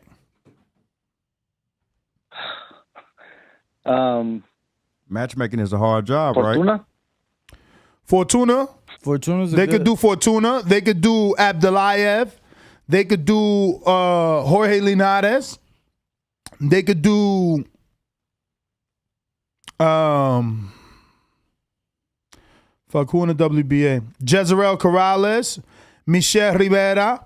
Oh, I like that Michel Rivera. Nah, it's too soon for Rayo, but they can do it. But Michel's been groomed already. He's ready for a title shot. What about Frank Martin? Oh, hell no. What? Bruh, he's like on the up and up. Why would they do 2 prospects like that? That sound like protection. And that's like Errol Spence prospect versus Benavidez prospect. No, you gotta build that up. They're both like the same age though. Yeah, but they on two separate teams. I don't know. I mean, look, I ain't the end all be all, but I wouldn't do it. Yo, why number 8 in the WBA say TBA? I never seen that in my life. In 10 years, 11 years, 12 years? That was a Russian fighter then. Yo, they blacked them out. Let me get that screen share, George. Well, they don't even show Russian fighters on some box sanction. rec? I want to say some sanctioning bodies are removing Russian fighters. Maybe it's just they ain't gonna remove Bivol. They know better than to fuck up that money. Who is over the WBA? Gilberto Mendoza. We got a super chat that I would love to get to. Matt Garcia saying, I know we talking Spence, but I am ready for White to catch that ass whooping he been asking for. Fury in 6. Damn, in 6. What? And in case for whatever reason there was... Yo, you there. You still there, champ. You went silent, so we just kept it moving. I thought you were talking... so, Ness, so we shouldn't be seeing no lesser opponents versus Ryo? Like no... Nah, I mean, you could give him somebody. I just don't know who, champ. I don't know. Like, he said Frank Martin. Frank Martin is an undefeated prospect. Like, why would we... He don't even bring nothing to the table. Rayo just beat a former world champ on the biggest stage of boxing this year. I'm going to just go give Frank Martin a shot now? That's the test. That's a test. That's a good test. Listen, I've been doing this shit for however many years. Saying that that's the fight. I'm saying no. He said no. You got to hear what I'm gonna say. I agree. I'm just saying. You misunderstand what I'm saying. I'm saying I've been doing this so long, and I never seen Frank Martin fight. Get the fuck out of here. No. Oh, wow. What was the last fight you went? He fought on the card. And he an opener, man. He a fucking opener. Y'all here pumping him. Y'all like pumping him up like he on some TV shit. He on opener, YouTube dude. I don't know nobody he beat. Exactly. I might know the name on the record. I just can't remember. Al Heyman believed in Rayo. They made him the real card, right? He was on the real card. He wasn't on the free stream like Stenonius. Like, he ain't fighting no Frank Martin. They got money invested in him already. So I expect Rios versus a Fortuna kind of guy, like absolutely. Like that. Next, right? Fortuna, okay. Omar Douglas is a good fight because he from like that Philadelphia area. See what Rayo could do with a slick fighter. They could pull out Billy Dibb. That's a decent name. You know, kind of old, but you know, it's a name. But Fortuna's probably the biggest name. Okay. If they want to get him a belt, they could take him to the UK, but I doubt that Eddie gives him a shot versus Maxie Hughes. Because Maxie Hughes just got mentioned to possibly get a Ryan Garcia fight, so I doubt they're going to do that. And I just want to throw it out there, since I did just show the box rack pound for pound. On the box rack lightweight rankings, up until last night, Frank Martin was ranked ahead of Rayo. But now Rayo is... Let me get that screen share. Fuck it. Let's show the people. Let me zoom in for the people. How many stars was Rayo fight? So, just want to show right here. So, Frank Martin was at 44. I guess he went down a spot. So, I guess he was at 44. And then Rayo went up from 54 to 36 after last night. That's right. So Frank Martin ranked. So why would he look backwards? He gonna be looking for another name like that, another Vargas. What was the name right above Frank Martin's? Yordenis Gamboa. Mm-hmm. Sound like a fish fry. But let me get to some other people. Jesse, thank you for calling in. Wait, Des, can I add one more thing? Yeah. Des, can I add one more thing? Yeah. One more. The Joel Diaz gives bad instructions to Butiev. I mean, what was he saying? Just saying he's finished. He's finished. He was saying that the whole time. I can't believe he's saying that. But thanks. That's the one thing about being at the fights that's shitty. You can't hit a corner? Can't hit a corner, bro. I'm watching the main event wondering what the fuck's being said in the corner yesterday. So, who next? Thank you, brother. I got King Amin in Essex. What is up?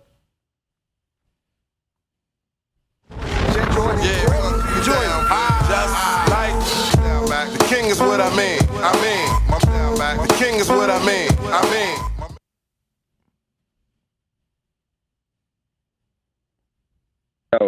What up? Great night of action. What's good, fellas? Shout out to Bama Bo in the building. What up, man? Salute, bro. King got mean. Smoke weed every day. Listen, man. You done know, man. And one thing I got to give it off to, I got to tip my hat to Spence because I asked a question. I said, yo, when I think of the top welterweights, everybody's got a thing. Danny was the left hook. You know, with one time it was, you know, the one time shit till his mouth, you know, started running more than his fist. But, you know, every fighter had something to kind of stand on. And I asked myself, I said, as good as Spence is, like, damn, what's the thing? Yo, punch placement, fucking just relentless pressure, so precise. And the punches that Ugas hit him with, vulnerability, but to a degree. The one thing I asked myself, and I always do this, I say, yo, and I didn't get a chance to hit with Sean Porter. I said Sean Porter's got the best perspective on this because he's been in there with all three of them, right? He's been there with Crawford, Spence, and Ugas. But I'm thinking to myself, yeah, Bud Crawford, if he gets your mouthpiece out your mouth, he don't give a fuck who it is. You done. Like, you done. He hit Spence with them same shots, he's done. Then I'm thinking, you know, Crawford got dropped by crab and lobsters. So, you know, if Spence is hitting him with that shit. So basically, this would be like what we needed from Pacquiao and Floyd in terms of that welterweight nexus of the universe boxing type shit. This match, and if these guys put everything to the side, oh my God, like I can't wait for it, man. So hats off to Spence, hats off to Ugas, man, because he had a nice ride, and I hope what we don't do is, like we do, throw fighters away.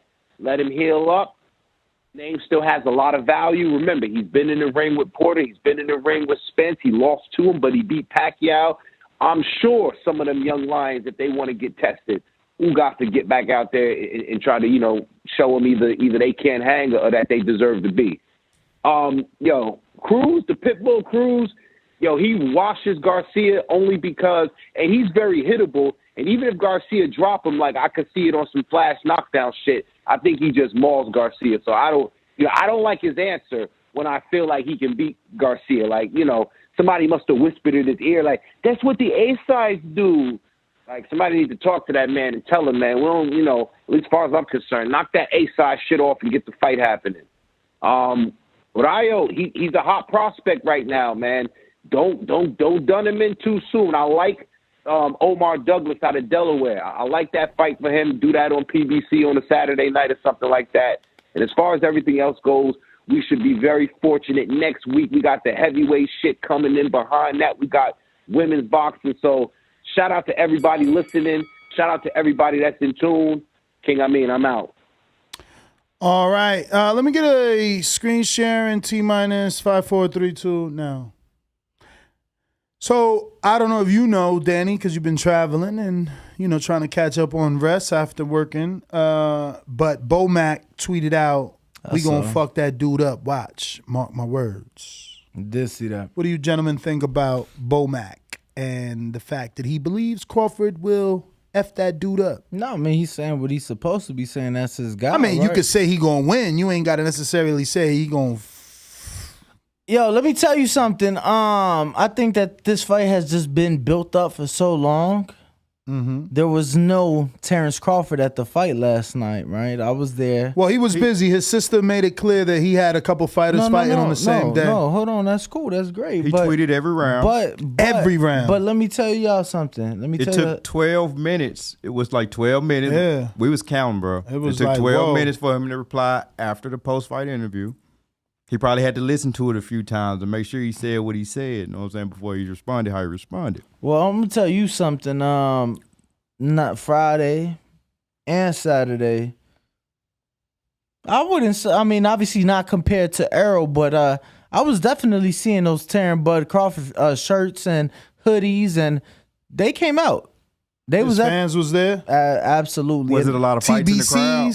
Say it again? Was it any fights in the crowd other than the big fight between Charlo and Benavidez? I mean, I don't know if that was a big fight, but it was a big. I mean, from watching it on the pay-per-view, it was like 20 minutes that they were scuffling in the crowd. No, it was crazy. Like Ness liked to throw out, oh, you was late to the party. I was, but I was on the opposite end of the stadium, and I'm telling you, I saw it on the Jumbotron, and then I was like, I know for a fact that's Charlo, and I'm like, that guy in the white shirt looked like he could be Benavidez.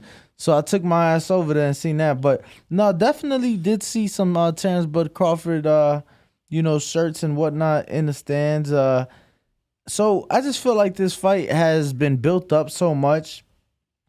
I think the fans on both ends have talked it up.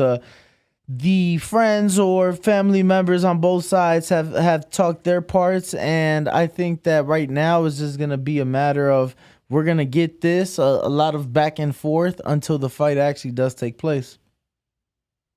And I think we're going to get it now more than we've ever gotten it, because I think now we're closer to ever getting it than we've ever been, right? So they both said they ready.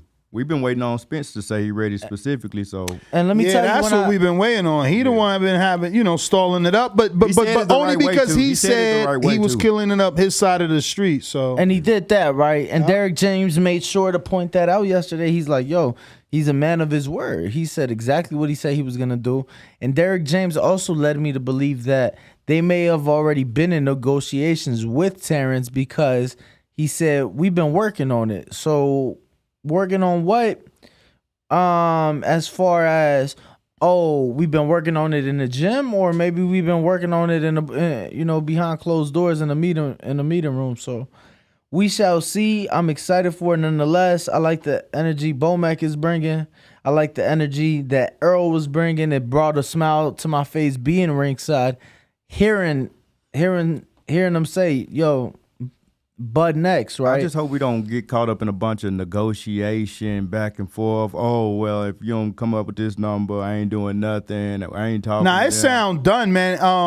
Earl had another tweet where he was like, say less, because Crawford was like, congratulations, blah, blah, blah. So he tweeted on top of that quote, tweeted like, say less, put the little handshake.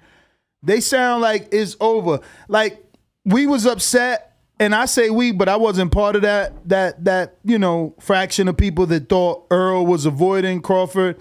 He been told us he was cleaning up his side of the street. If you watch and follow this sport for at least 5 years, you understand that it's a business first, and that, you got to do business things. He had to put himself in the position. Whether the Crawford fans want to believe that Crawford's a B-side, he most certainly is a B-side going into this fight. And that's why they picked up that third belt. We won't hear about it because there's nothing else to talk about. See, when it wasn't overwhelmingly evident that he was the A-side, there was the talks. But no one thought AJ wasn't the A-side over Wilder. I'm curious. I have to ask, right? Because maybe I've been the idiot under a rock.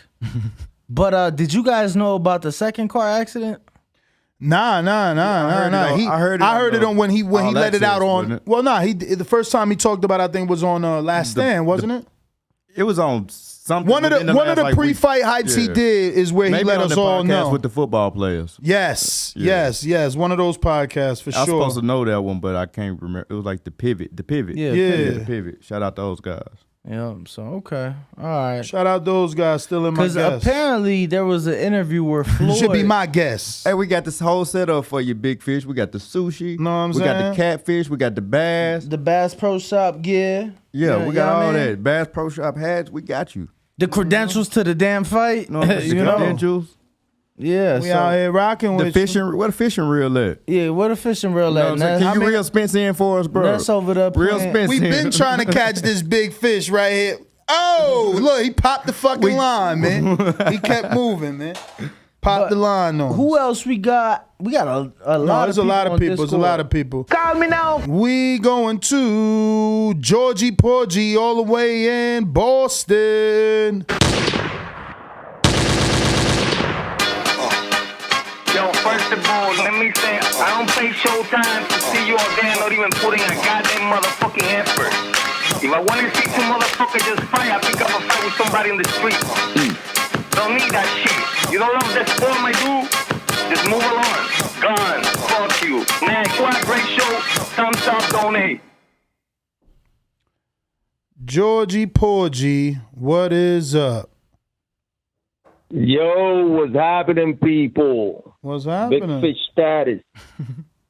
Yo, Bo, Obama, what's going on, bro? What's good, brother? It's good to hear you every time, and I love that beat, that intro fire, bro. Shout out to Enrique. It's like one of the most classic intros. Yeah, that's Casual fire, bro. Yeah. Casual did that shit for me mad years ago, and I will never drop it. I got my love for that dude for that. For sure. Shout out to Casual. Anyway, yo, Bo, do you own some Bojacks? What's Bojack? Bo Jacksons? Do I want some Bo Jacksons? Yeah. If you give me do you own some? Do I own some? Nah, I don't own none, but I'm from Alabama, so I think my nickname kind of came from a little bit of the Bo Jackson. I was born in '88, so you know. But I don't own any Bo Jackson. Expensive. I be trying to shop around for some of my side and shit. That shit mad expensive. I thought you would own some because you always shut them in mop, you know. You always shut up every boat, and one of them is them. But anyway, moving up to the big fish, yo, that shit was impressive as fuck. Impressive. Wow. Yo, this is happening. I think it's happening. The hype is there. It's like brewing in the air, baby. I think it's finally going to happen this year, though. Hope so. When? I got a post out, actually a poll out right now. I'm asking, is it going to happen October, November, or December this year? Will it happen next year in March 2023, November, December 2023, or not happening? Dude, that shit can get cursed like the wild that age. If somebody can catch a L, they got to stop playing. 147 becoming like a dead road, bro. That's a murderous road now. It's too many dudes out there. Even that Inferno, Tower Inferno, talking about that he can even make 147 if the money's right. They don't want that dude out there. Where you heard that at? Yeah, so that's it. He said it, I think it was TVB, of course, right? Huh? Wasn't it? All right, well, make sure you let him know. I think the Tower Inferno will crumble if he try to make 147. Bro, he made 152, no problema. He said by mistake. Yeah, bro. Dude, but I'm saying the division, the 147 is getting mad deep out there. Eddie don't even know what to do with his dude because, like, you know, he bring it here to America, he can catch a L. So you got to really move all. He's prize fighting. Everybody want to see the fights, but at the end of the day, sadly, it's a business. You know how I go against this mafia. But they got to move these people careful right there. But the Errol Spence, the tickets are there for the grabbing. Look at how this man, because I was on the one bag, and when Errol came out and put all these people there with fucking, what was it, Ocampo, I thought that was all Mexican fans. When he did it with Mikey, I thought that was all Mexican fans. What the fuck is this excuse now? You got to give it to the man. He got back up. Yeah, and Errol brings them out. He brings them out, man. He brings them out. He's like Tank, bro. Whoever just really do it, you got to accept it as the A side. So Crawford going to have to take a little bit shit money, but the fight is going to happen, which is a lovely thing. At least this year we get to see it. Because, Errol is on his prime still, and we can say that about Crawford, but Crawford can get all on us quick. Crawford going to be 35 when that fight happen. I hope y'all know. That's what I'm saying. 34, 35, you start getting on. Any day is good to be old. So I got to go. Everybody support the channel. Donate. I'm outie. Appreciate it, bro. Thank you, George. We going out. Did we get to the super chat from, we got Paul, and did you get the one from Sim? We last stopped off at Machine Gun. So we got two, Sim the Answer and Paul. Yeah, we got CM the Answer saying, big up TBV Crawford, the most elusive fighter Spencer's going to face. Going to be a mad fight, bruv. Shout out from the UK. Shout out to you, CM. Shout out. You. Paul Jimenez says this year it will happen. Well, make sure you go ahead and vote on our poll and, let your vote indicate that in the obvious, numbers, right? Because right now it's 72% believe October, November, or December. Since it's 72% of our voting audience, what do you guys think? Does that sound right? I'm part of the 72% who voted for October, December, November, December. I'm sorry. So, yeah, man. I'm gonna be honest with you. Yeah, no, I think October to me, I could see that October for sure. You don't want to do it too close to another pay-per-view. All right, let me get a screen share here. So as you can see, this is our Patreon page, and these are some of the guests we're going to be having this week. We have Jesus Ramos. He's going to be taking on Luke Santamaria, man. This kid was a 154-pounder not too long ago. Because someone check how many fights he's had at 54. He's undefeated. He's trained with Crawford. And Luke Santamaria just beat his nephew, or rather his uncle. So now the nephew's coming to get him. Get his get back. Yeah, so if you want to ask him a question, go ahead and do so. Continue the screen share. If you want to ask him a question, go ahead and do so. Join our Patreon page and do that. We're also going to be having son of a legend, Hasim Rahman Jr. on the show this coming week as well. Same thing. If you want to ask him a question, go ahead. We've actually made these all at the $3 level. So at the very lowest level, you can ask all these fighters a question because we do want them to feel like they're in a place where people appreciate them. We're going to have Rances Bartholomew, my stablemate. As you can see, he trains at Bone Adams Gym. I haven't been there in a week. What day Ranch is coming on? No clue. No, Just make sure you. Okay. I mean, I do know. I do know. No. I know. You got to check the calendar. So but it's next week. Can I get a screen share? Jesus Ramos' last 3 fights have been at the super welterweight division. That's right. That means 154 for those that don't know. And as I went through his box rec, he has fought as low as 100 as a super lightweight. So, just throwing that out there. So his last 3 have been at 154-pound limit. Back to me, George. So we're also going to be having Quantavious Slay, numerous time national champion, amateur champion. For all the guys that like the little guys, this is a 108-pounder will be on our show. On the electric Tesla, and his name is Quintavious Slay, based off what I'm reading. Yep. Yes, Quintavious Slay. We're also going to be having the coach of Terence Crawford, Bernie the Boxer. He'll be in the building as well. Coach Larry Wade is scheduled to be in the building as well. Mercito Gesta will be in the building as well. And Joel Diaz Jr., where we'll ask, is his father really Joel Diaz, the trainer? I already told you. And that's it for now. Join us on patreon.com/The Boxing Voice. All these fighters could be asked the question with just $3. You pay $3 one time, and you can literally ask all of those guys a question, for as little as $3 one time, because it's $3 for the entire month. And, we interview people every single day. That's a very good perk for our Patreons. Absolutely. To have the ability to ask your favorite fighter a question. Let me go out to Seattle. Let me get these 2 super chats. Ness, we got Casual Bass Guys. Shout out to Nez, bringing Bo from Bama up into the mix. Bo, you've been on point and fit right in. Good work in Dallas this week. Ring walk with the fire emojis. Salute, Paul bro. Jimenez. That's Crawford number 2 versus Spence will go 12 rounds, a close decision, possible draw. Remember what I said. We'll remember, Paul. Shout out to Casual Bass Guy. Shout out to Paul. Let's get to some callers. Looks like we got Chicago. My town up in K-Town. Hey, Daddy, this a dollar beat. I drink soda, I eat pizza, I hang out with chicks all day. These fighters still can't beat me. They fighting every day, they in the gym every day. Just give me 6 weeks, and I got it. BoxingVoice.com.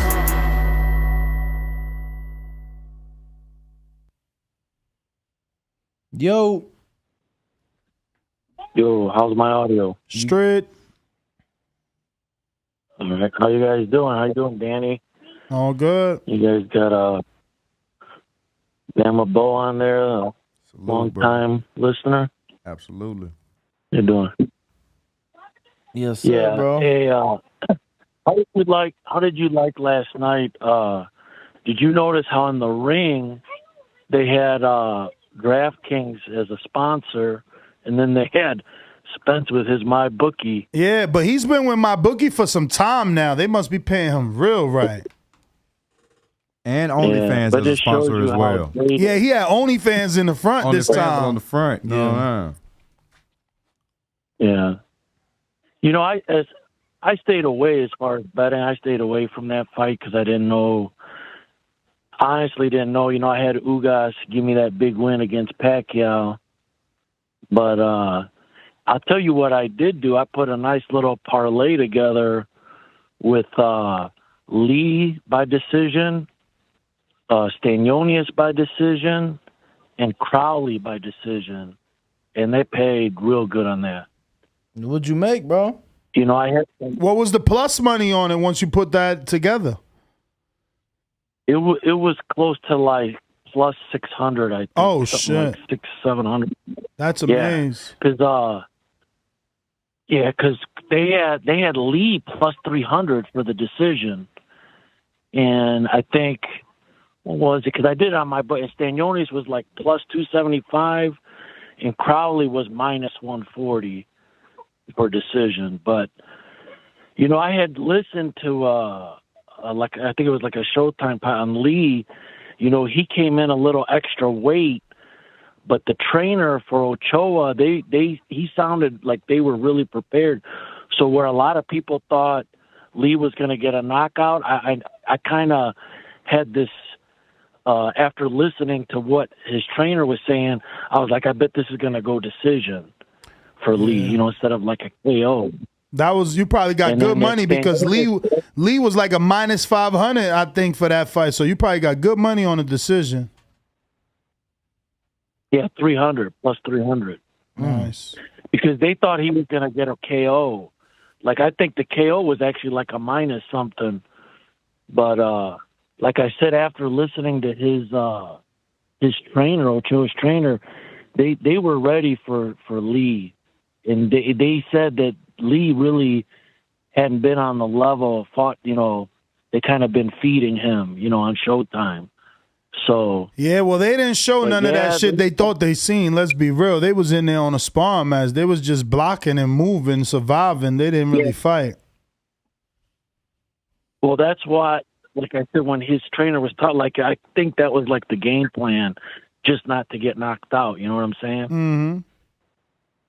Because like everyone was thinking he was going to get a KO, you know. And you know, Crowley. You know, I was kind of impressed with Crowley. He dominated more than I thought he would against Josecito. But man, that guy needs to just retire. What do you think? Like after that, like he just, I don't know, man. He don't look the same. I think he's been through too much. You know, he's seen too many wars. He's like, he needs to cash out. I mean, we kind of talked about this earlier. I feel like, you know, Crowley was supposed to be the bully. He tried the bully tactics in the beginning, and then he had to adjust because Josecito met fire with fire, and it made Crowley become a boxer. So I don't know that Josecito is done. Yeah. He just didn't look like I don't know. He just didn't look the same to me in that fight. He just looked like, I don't know. He looked different. I don't know how to explain it, but yeah, Spence. You know, I don't know, man. You think this fight gets done now that he called him out? I'm still kind of skeptical about it. Yeah, I mean, his energy is definitely the energy of making the fight is what it looks like. And what do you think? What do you think's next for this Stanionis guy? Like now, I don't know, where does he go? I mean, he's going to accept step aside money again. Obviously, he'll be accepting step aside again, and waiting for those belts to get vacated. You know, not everybody wants to fight Spence. They're not crazy, and even if he wants to fight Spence, they got handlers, man. But got to get to some other callers. Do appreciate you calling in, Steve in Chicago. We got Hawk in Maryland, hawking them down. What time is it? What time is it? What time? Hawk in Maryland. Tommy, I can knock you out now. Holy shit. Good try. Holy TheBoxingVoice.com. Great show. Yes. Dan and Brandon. I'm out. SDS Promotions.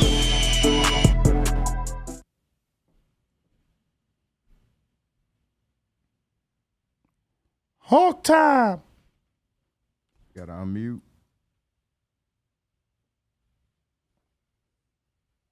Yeah, can you hear me? Hello? Of course. All right.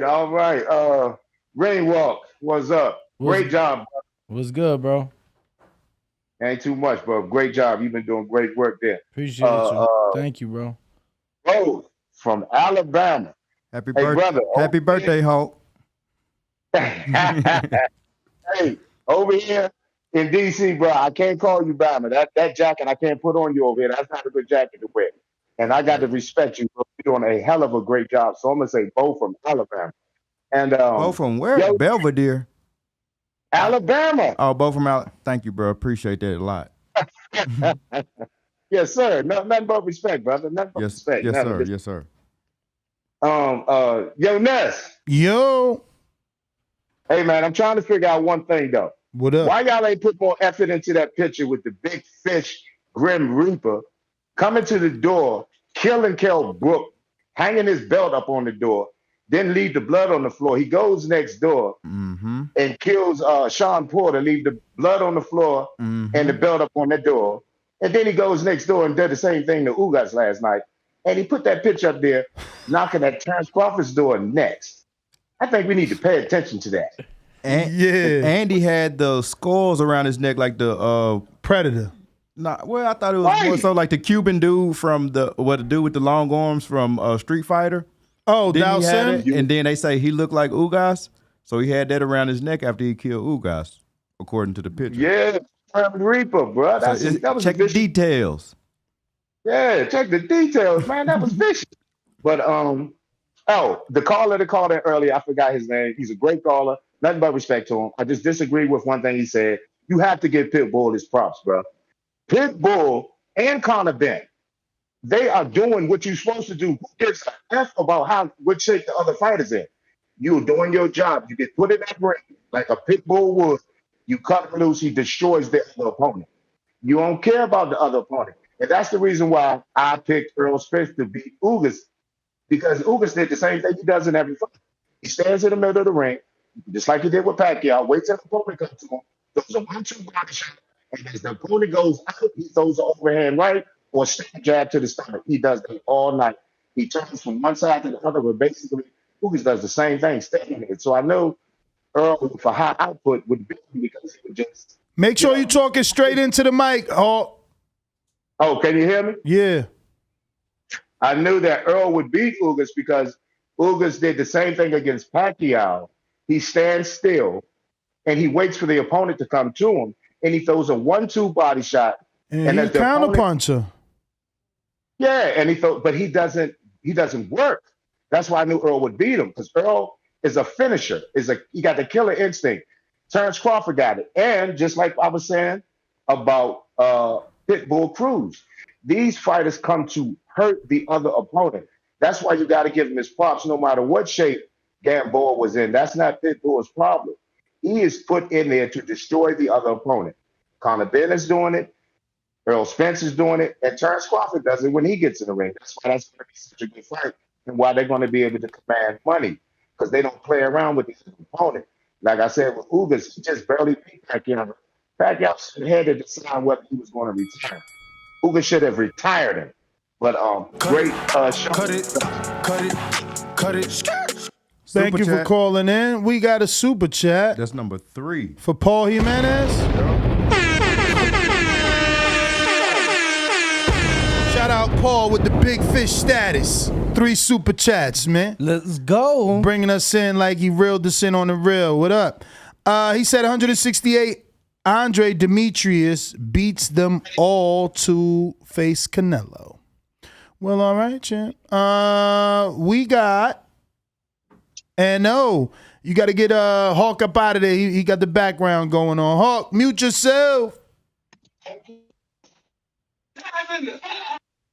Ladies and gentlemen, I'd like to introduce to you a young fella, and he comes from the Magnolia.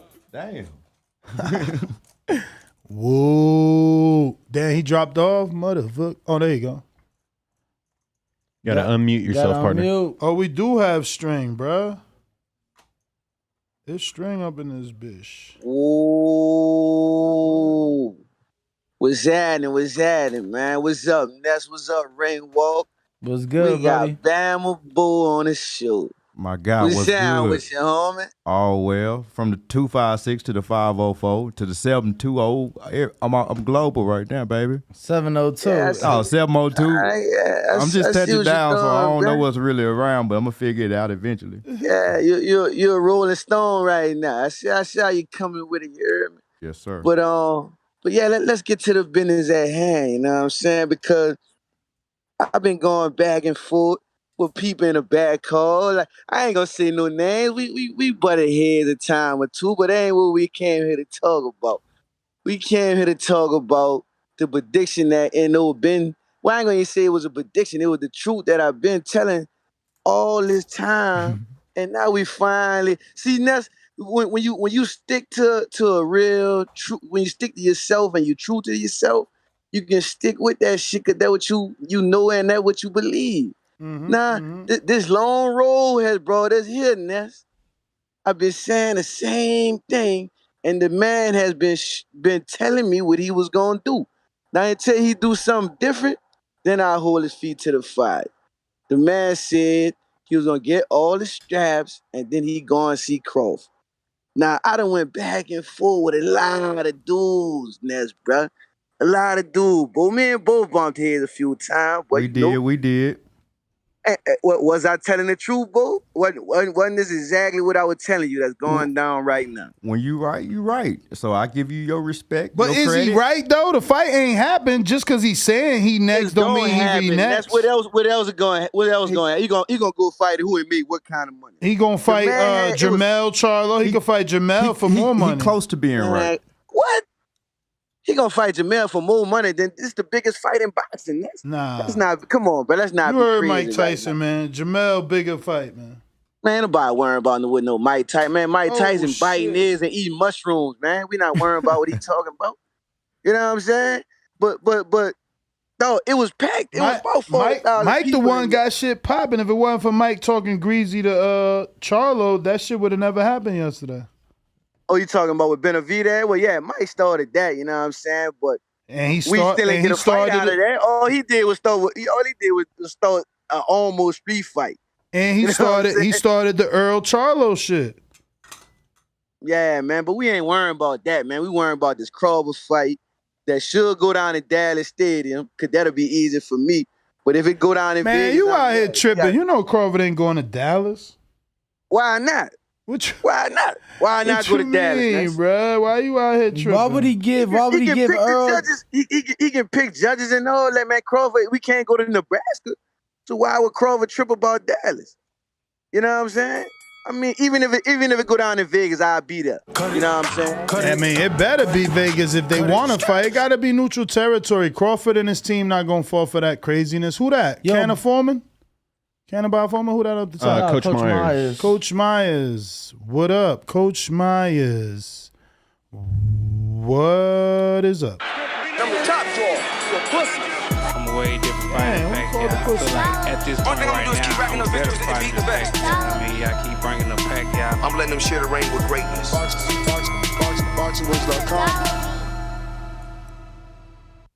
Yo, you hear me? Yeah. Shout out Danny. I see you putting in work last night. Appreciate you, bro. Yeah, shout out to you, Ness. Also, I did get my hat a couple days ago. Yo, post that. Let me repost. All right, I got you. Come on, man. Y'all know the truth. I mean, this like to piggyback on what Eno said, man. Well, I'm gonna call names. Brandon Maurice, Stone Bone, J Mac, all y'all bud tenders, you know what I mean? Talking all that junk, talking about Earl ducking because he wanted to get that third belt from Ugas before he fought him. Keep that same energy. Earl's on his ass now. Keep that same energy because Earl is on his ass and he ain't letting up until you get that fight. So now you got what you want. Now he calling them out, putting up memes, tweeting, whatever. He's on his ass. Do not run now. That's all I got. I do love that he's not just, like he ain't just dropped the ball and just like, oh yeah, I want to fight him in the post fight. He's keeping it going. I like that. He said he want that mother belt. I like that energy. Who next? Super chat. Who that? Paul Danny. Jimenez with the quadruple. Damn, Paul. Shout out to you. Chat. Shout out to Paul. What'd he say? He said, Boo Boo, the only guy walked up in Canelo's press conference, balls of steel, but you wrong, man. You wrong, because Eddie Slime that Ben did that. And Caleb Plant slapped him. True. So they've been past that walking up to the press conference shit. You got to do something more these days. You got to body slam him. You got to hit him. What's the Rock's finishing move? You got to DDT somebody and shit. What's the Rock's finishing move? Rock bottom. Yeah, he got a rock bottom, Canelo. All right, who next? A-side stainless. Unmute yourself. I said that. Where the A-side? Where the A-side? Red belt, black belt, WON green. I'm king. Undisputed GOAT, TBE. And you can catch the news first on TBV. Voice of the people, people now let me speak. Scientists of the sweet, BOXING. Yo, what TBV up? was good. What's up? Ringwalk Danny, man, I know you had a good time last night. Oh man, you know it was all well. Then we got Bama Boa. I guess you global now, huh? Global. Yes, sir. Salute Stainless, the OG. You know what I'm saying? Man, boxing bar. I was just talking man. to the guys, George and Kian, about boxing bars earlier and talking about the boxing mixtape. So hopefully we can get some of that going. I remember you mentioning you was working on the mixtape and things like that in the background, but the boxing bars, man, people love it. Yeah, man. You know, I'm looking forward to volume 2. We need a little weight on it now. We got more rappers now than we had before, more MCs and shit. So we need to go ahead and get, you know, season 2, the real season 2, season 2.1, I guess, going on the boxing bar so we can get them battles up and I kind of hear how everybody sound and, you know, kind of what's the word, orchestrate, I guess, you know, who on what tracks and everything. But that's some Monday chatter, man. We here to talk about the fight tonight. Ugas, man. Ugas, I want to say he did what I expected him to, but I expected more output from him. I think he got hurt early on or something because he really wasn't throwing a lot of punches past round 4 or 5. Felt that power, man. Felt that power. Errol looks strong. Which is crazy because is it just me or did Ugas look huge in the ring that night? Hell yeah. He looked like he was 154, 160 or something, man. At least Shit, like Errol looked little. Yeah, he looked humongous in there. And Errol still broke him down, man. Like I say, people don't believe me, but I'm a fan of both. And I'm a fan of boxing. So, you know, hearing Errol say that the way he said it, and if you notice, he ain't really called out no fighters. Every time, we gonna talk to our people. Or I'm gonna go buy some horses, some chickens. So to hear him actually calling out Bud, that's good, man. It's good for boxing. I gotta agree with my OG, Info Joe. We need to go ahead and start orchestrating that TBV appreciation party to coincide with that fight because it's gonna be big and all of us are already talking about being there. So, you know, it's already a guaranteed done deal. You know what I'm saying? I'm pretty sure every boxer in boxing is gonna be wherever that fight is because that's the biggest fight you can make right now. For sure. And I can't wait to start talking about it. But shouts out to y'all, man. Y'all better pump y'all brakes. That shit ain't done. Yeah, I know. But just when the last time you heard Errol call out Bud? Never. Never. I heard it last night. Exactly. Not never. Exactly. So just the fact, when the last time you heard Errol call out a fighter? After his fight. Did he say never? He Danny Garcia before? Yeah, but I think he might have called Manny Pacquiao over after he fought. Yeah, Mikey Garcia. He probably called Danny and Pacquiao out. He never called out. No, because Danny came in the ring.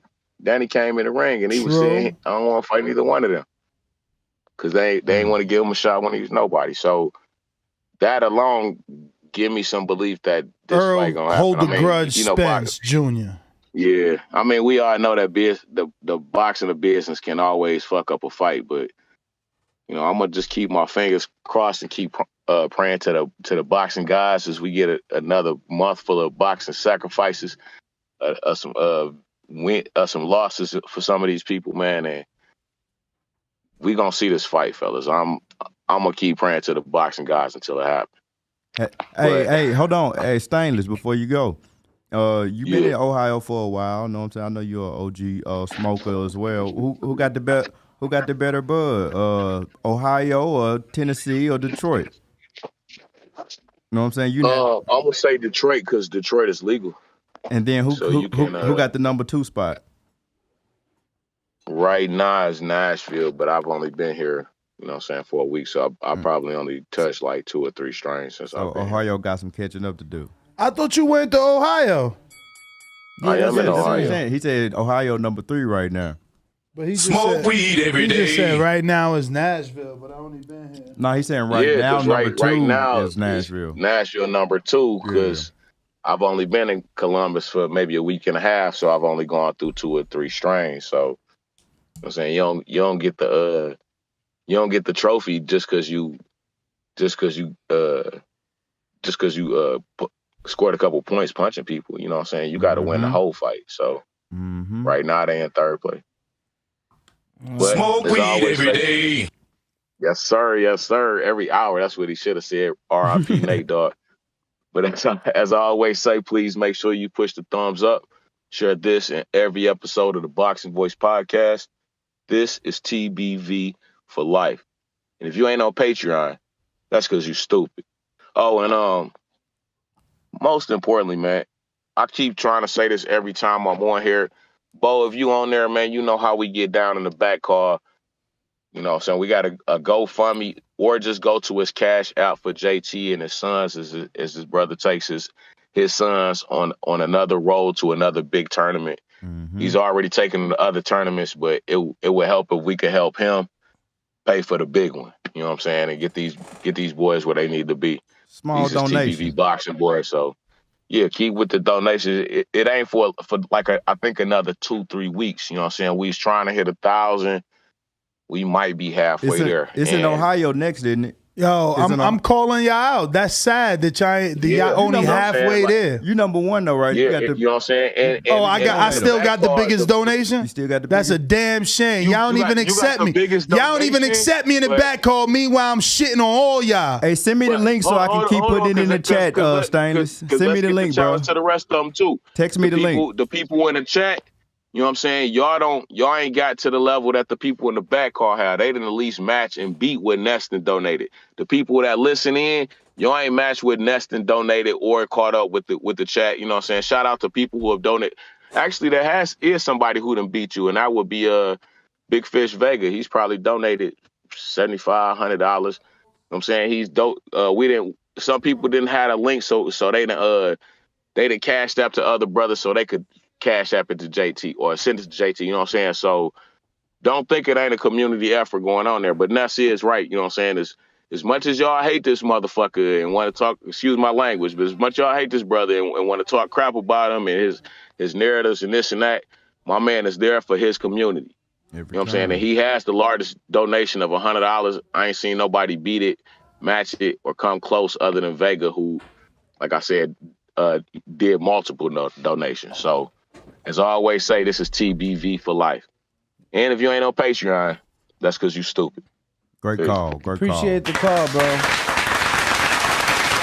Oh, well, there's a lot of stupid people out there because there's a lot of people not on Patreon. They need to get there so you can ask every single one of our guests a question whenever they do come on. We got St. Louis Red. Shout out to you. I received that Cash App late last night. We appreciate the support. What's going on? All love. I got a rhetorical question. What happens when an unstoppable force meets an immovable object? That's what I see with this fight, man. I thought Errol Spence looked amazing. It's good to see him back. He has been a little luster in his past several fights, in my opinion. I got Crawford Spence a pick'em fight. This is a fight I knew was coming, but for all of the, I'm impartial. I don't really care. I'm on neither side. I'm on the side of boxing. But for all the guys who one way or another, I mean, a lot of times Cass is pushing the Crawford spiel. My thing is Crawford is the king of adjustments, but he's the king of adjustments because far too frequently, you know, his fights have been more competitive than they should have been, in my opinion, or he's been coming from behind. You know, so with that being said, he adjusts and he knocks his opponents out. But those opponents are not Errol Spence Jr. Meanwhile, both of the brothers are talking about moving up to 154 after they win this fight. Of all the trilogies and the rematches that's been forced down our throat, this is the one I want. I ain't even worried about 154 right now. If it's a great fight, they should run it back. That's my call. All right, St. Louis Super chat. 90 seconds. We got Joseph. Oh, we got Supermax. We got now. If this fight gets made and now it is bigger than ever, is that good or bad? Because this helps prove that marination can work when done right. It's a good question. When done right. As long as right ain't fucking 7 years like Mayweather Pacquiao. I mean, how many years is this one now? 4? Or almost 4? Working on 4? I wouldn't say started popping to 2018, but I could be wrong. You allegedly played the almanac on this show. I mean, I'm trying to think. We had 2016 was the Kell Brook fight. Yep. Or was that 17? I don't know. That was 17, May of 17. May of 17, he fought Bundu. Summer of 16. So yeah, so I would say since 2017. And what was that since 2016? I missed the beginning. Oh, I'm saying the talk of Terence Crawford and Errol Spence, I would say since 2017. And then it was pretty cool when they met up in the hallway, had Bob. Bob actually tried to make the fight, in my opinion, based off of him being in the hallway with Spence. Like, that was a good effort, bro. Like a face-to-face call-out versus Twitter and all. I mean, face-to-face the way you do it. That's the old school way, but apparently that ain't the way no more. Man, look, well, obviously not, right? Terrence leaving top ranking right. now, being a free agent. But look, as long as the fight gets made, to me that's the most important thing. But let's get to some more callers. What about the Paul Jimenez super chat as well? That's number 5 for him today. Damn, shout out to Paul Jimenez. He says Canelo versus Bivol and Crawford versus Spence on the same card would be epic. I mean, yeah, bro, but you know, pretty unrealistic. And you know, that's another thing too. When you pay out your main event, your undercard may not be. Yeah, I mean, let's look at this coming weekend and Tyson Fury and Dillian White. Pretty poor undercard. Mayweather Pacquiao, pretty poor undercard. But this week's pay-per-view was a pretty good undercard for a big fight like it was. Yeah, you know, I was no heavyweights or nothing like that, or light heavyweights. Or I liked it. Somebody said it pretty well, and it just worked out that way. But it was kind of like a retirement party. You know, Gamboa might be done. Fernando Vargas might be done. Josecito might be done. So you get what I'm saying? I can see that. It turned out to be what could be a retirement party, but nonetheless, Josecito did the best. What you mean, the card? Yeah, Josecito did the best. I don't even agree. shun him for his efforts in this past weekend's fight. He did good compared to Van Heerden on the Connor being card and Gamboa. That's fair. Josecito, I don't even put him in the same bracket as the other guys. That's fair, and I'm on record. I picked Josecito in that fight. Wow, that ain't a.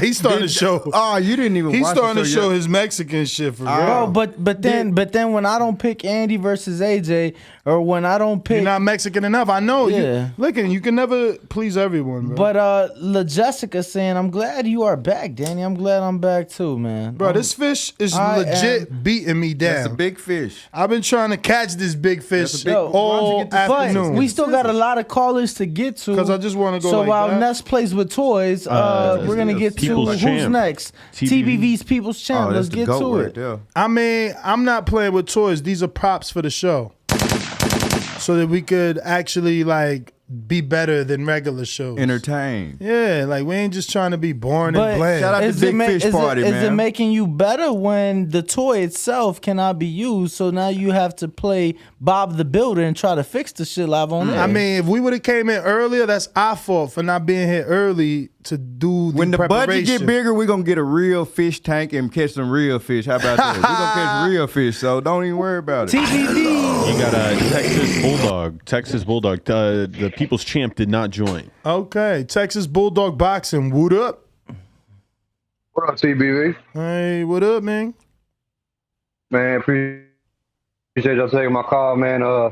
So I was at the fight last night. I just wanted to touch on a few things, and man, what a show, man. The whole card was stacked.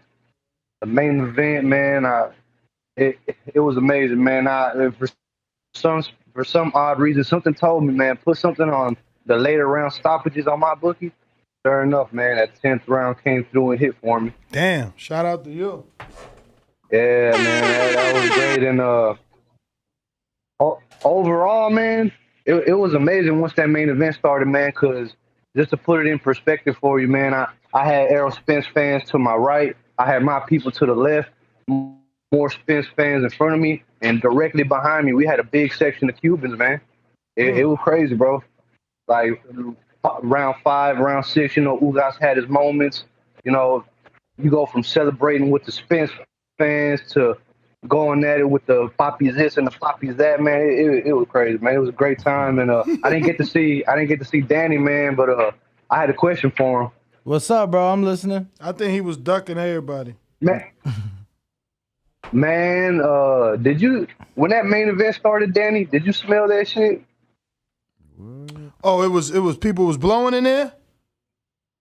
Bro, as soon as they start walking out, me and my brother just looked over at each other and bro, he's like, oh, damn.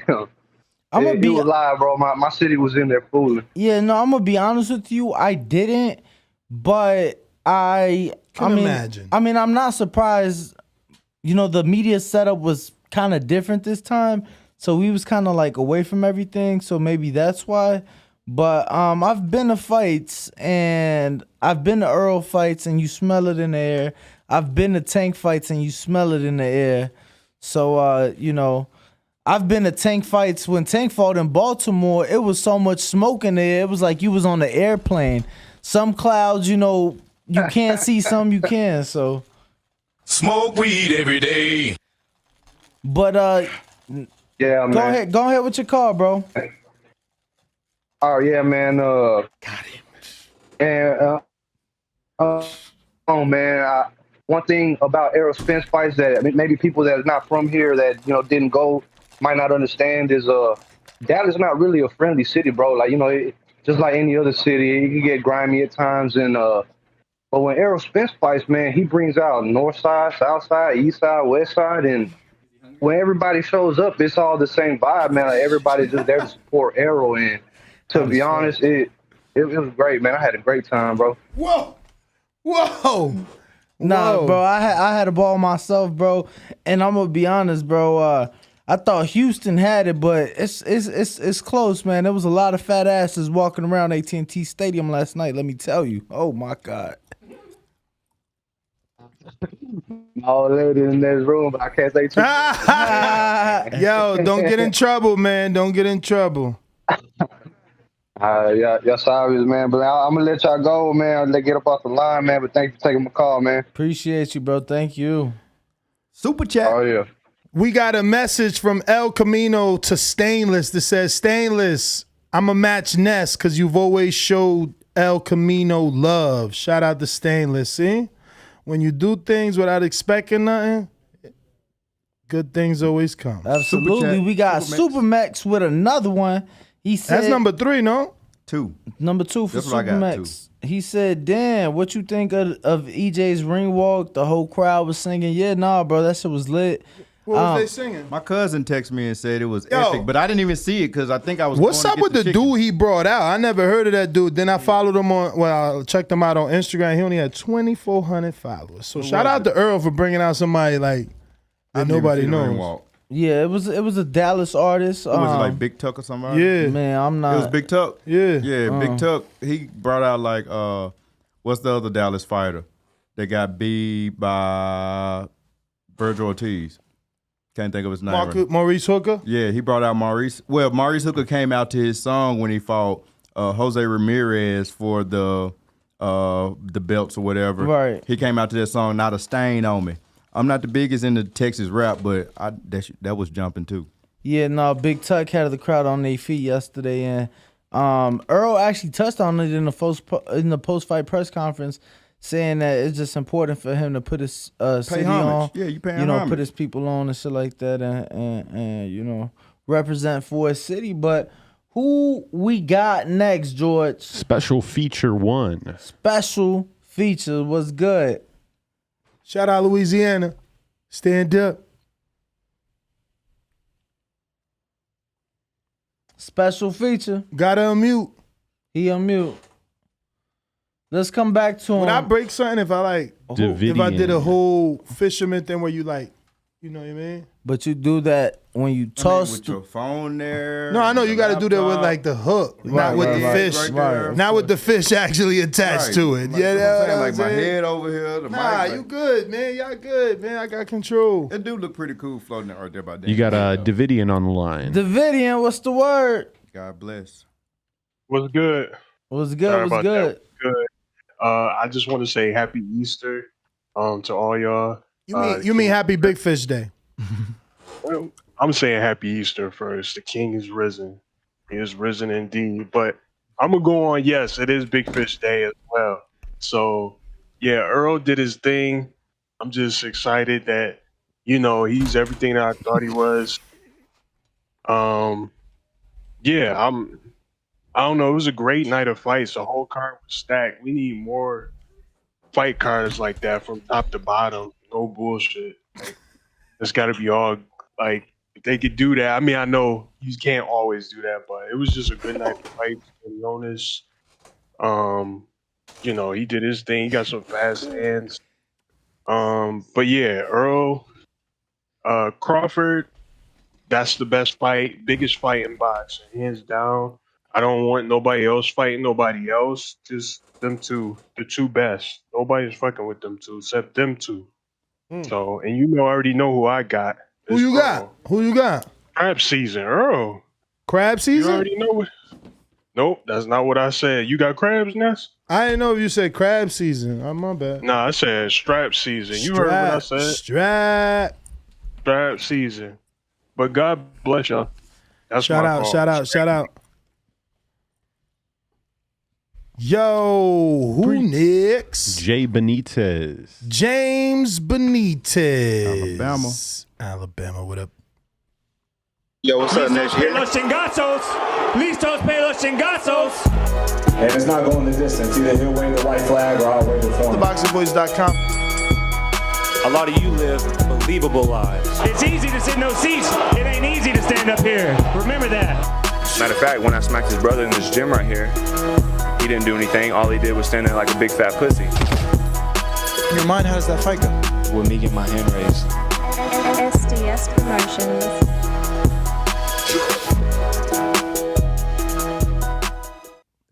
Yo, what's up? What's up, Ness? What up? And Bo. What's good? Up? What's good? What's up, man? Yo, yeah, I had a good weekend in Dallas this weekend. I went to the event. I like to say that, man, Tank's events ain't fucking with Errol, man. Tank's events is not fucking with Errol, man. Errol brought all the asses out. You can really see that big fish movement was in effect. Like ring walk, I know you saw all them girls wearing the fishnet pants and shit like that with their asses hanging out. It was just a beautiful sight. Yes, there was a lot of weed being blown in the air. Man, I was amazed. I was amazed by the event, man. It was just AT&T Stadium, man. It's phenomenal. Other than that, I think Ness, I was shooting some texts as I was trying to make some live betting and everything, and I was disappointed with the outcome of the fight. I thought Ugas was going to take it with how the first 4 rounds started, but it is what it is. Earl's a dog. A lot of the other fights, I wasn't really impressed. Gamboa, that was his retirement showing. But, yo, man, Dallas is where it's at, man. I'm not even going to lie. Dallas is the move. I mean, hell, it had me thinking about looking at jobs in Dallas, man, thinking about doing a full relocation. So. You want to leave Alabama, bro? Shit, Huntsville? For that? Nah, bro, don't do us like that. Crazy as hell, man. Come on, man. I spent my weekend in Atlanta and Dallas, man. Shit, I ain't stunning Huntsville, man. Come on, bro. Yo, hey, man, don't pay him no mind. This coming from the same guy who left Bama, so don't let Bo to come to Vegas. He's up in Nashville. To be on the Boxing Voice podcast. Come on, bro. Of course. I mean, all right, that is a good power move and everything. But for some behind, know what I'm saying? You gotta stay in Bama, baby. Stay in Shit, Bama. nah, screw that shit. They build different out there, man. That's all I know, man. You ain't lying. You got the Mexican, you got the Hispanic women with the fat asses, the Asian women with the fat asses, All the flavors. Everybody, man, all the flavors. Hey, with it all hanging out. And other than that, man, I think one of the funniest things that happened, man, was like when the whole Charlo crew was just coming out, man, and there was some people behind me, man. They're just yelled out, man. They're like, "There goes the neighborhood," and lo and behold, man, they're gonna start some shit. So, man, hopefully, man, Jamal does make that fight with all that shit he was talking. I think what that tweet say, man, don't miss weight and don't be on coke. So we'll see what happens. Jamal said that? Yeah, when you say that? Yeah. Today? It was trending on Twitter yesterday. Was it before or after the fight? How the fuck? I mean, before or after now, the fight? now I know you lying. Now I know Was he it lying. before or after the I fight never with thought Cruz? James was a liar till now. He gonna say something that Jamal Charlo tweeted is trending on Twitter. Get the fuck out of here. No. I ain't say he tweeted. I heard that from other people who tweeted that shit, man. They're like, "Hey, don't miss weight, don't on coke. Give me a few minutes after I get to the crib. I'm gonna shoot you a screenshot of people putting out on Twitter. How about that, Daz? I'm gonna do that for you." Nah, it's all good. I just thought you said it was trending and that he tweeted it. I'm like, what? Nah, it was a few other people said that shit. So I don't know where they get that phrase from, but that was on Twitter with his name associated with it. But other than that, man, come on, Ness. Why you gonna put me on some shit like I'm just a liar? I'm just saying. I was just more shocked. I'm more shocked that Charlo has some shit trending. That's what I'm trying to say. Because he boring as fuck normally, right? Nah, he pretty exciting in the ring. He boring out of the ring. Come on, his fights are really that exciting, Ness? I mean, the 1TL fight was good. So was the Derevyanchenko fight. Yo, man, hey, Ness. You seen his eye in the Montiel fight? Ness, you go ahead and go take that call because you bullshitting right there, man. So you ain't like But that anyway, fight? Nah, I ain't like that fight, man. I ain't know. Oh, but anyways, Ness, man, hey, I love the show. I love all things that y'all got going on. Hey, Bo, keep doing your thing, man. Much support. Keep representing for the South as always. Love. And man, but yeah, man, we got to get to Dallas, man. Bud and Earl need to happen in Dallas, man. That's just how I feel. I'm out. Yo, we got. What the hell is this? Las Vegas is out of control, man. What I sent you? Yeah. I agree. Bruh, what is this? Look at this.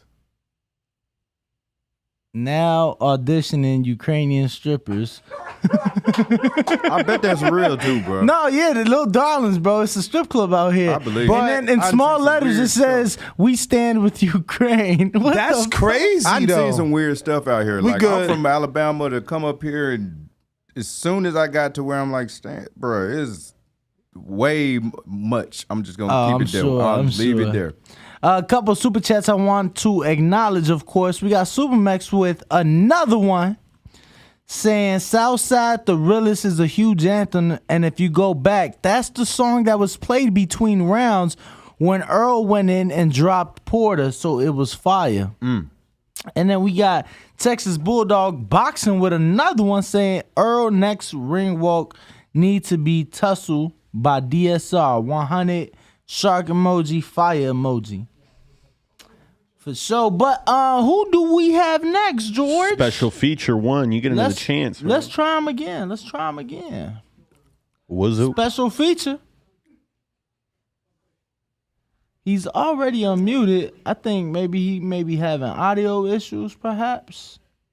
In the meantime, can I give Supermax his air horns? Absolutely. Let's get it. Let's get it. Supermax is trying.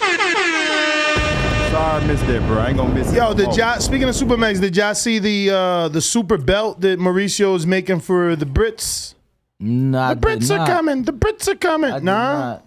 I gotta find it on like his social media because it's too small in the picture they sent me.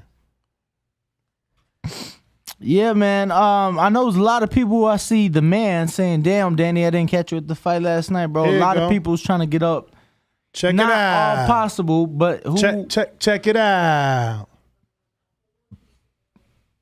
That's me. That's the picture. That's pretty dope for that day. Little Brit belt. It's all right. Little Brit. It's all right. Nah, it's pretty right. It's pretty right. it's Look at that. alright. Look at that. That's pretty cool. It ain't got nothing on that green belt though. Yeah. I mean, it's by the green belt. It's supposed By to the be green belt, but it's It not ain't the supposed to be green because it's London. I get it. It's all right. Who we got in Blog Talk, Ness? Who do we have in Blog Talk? Nobody. Who's on the Discord? Nobody. Nesta Gibbs on TikTok. Ness GTO on Instagram. Ringwalk Danny on all platforms, and Bo. Give your handles. Bo from Bama on YouTube and King_Bo88 on Instagram.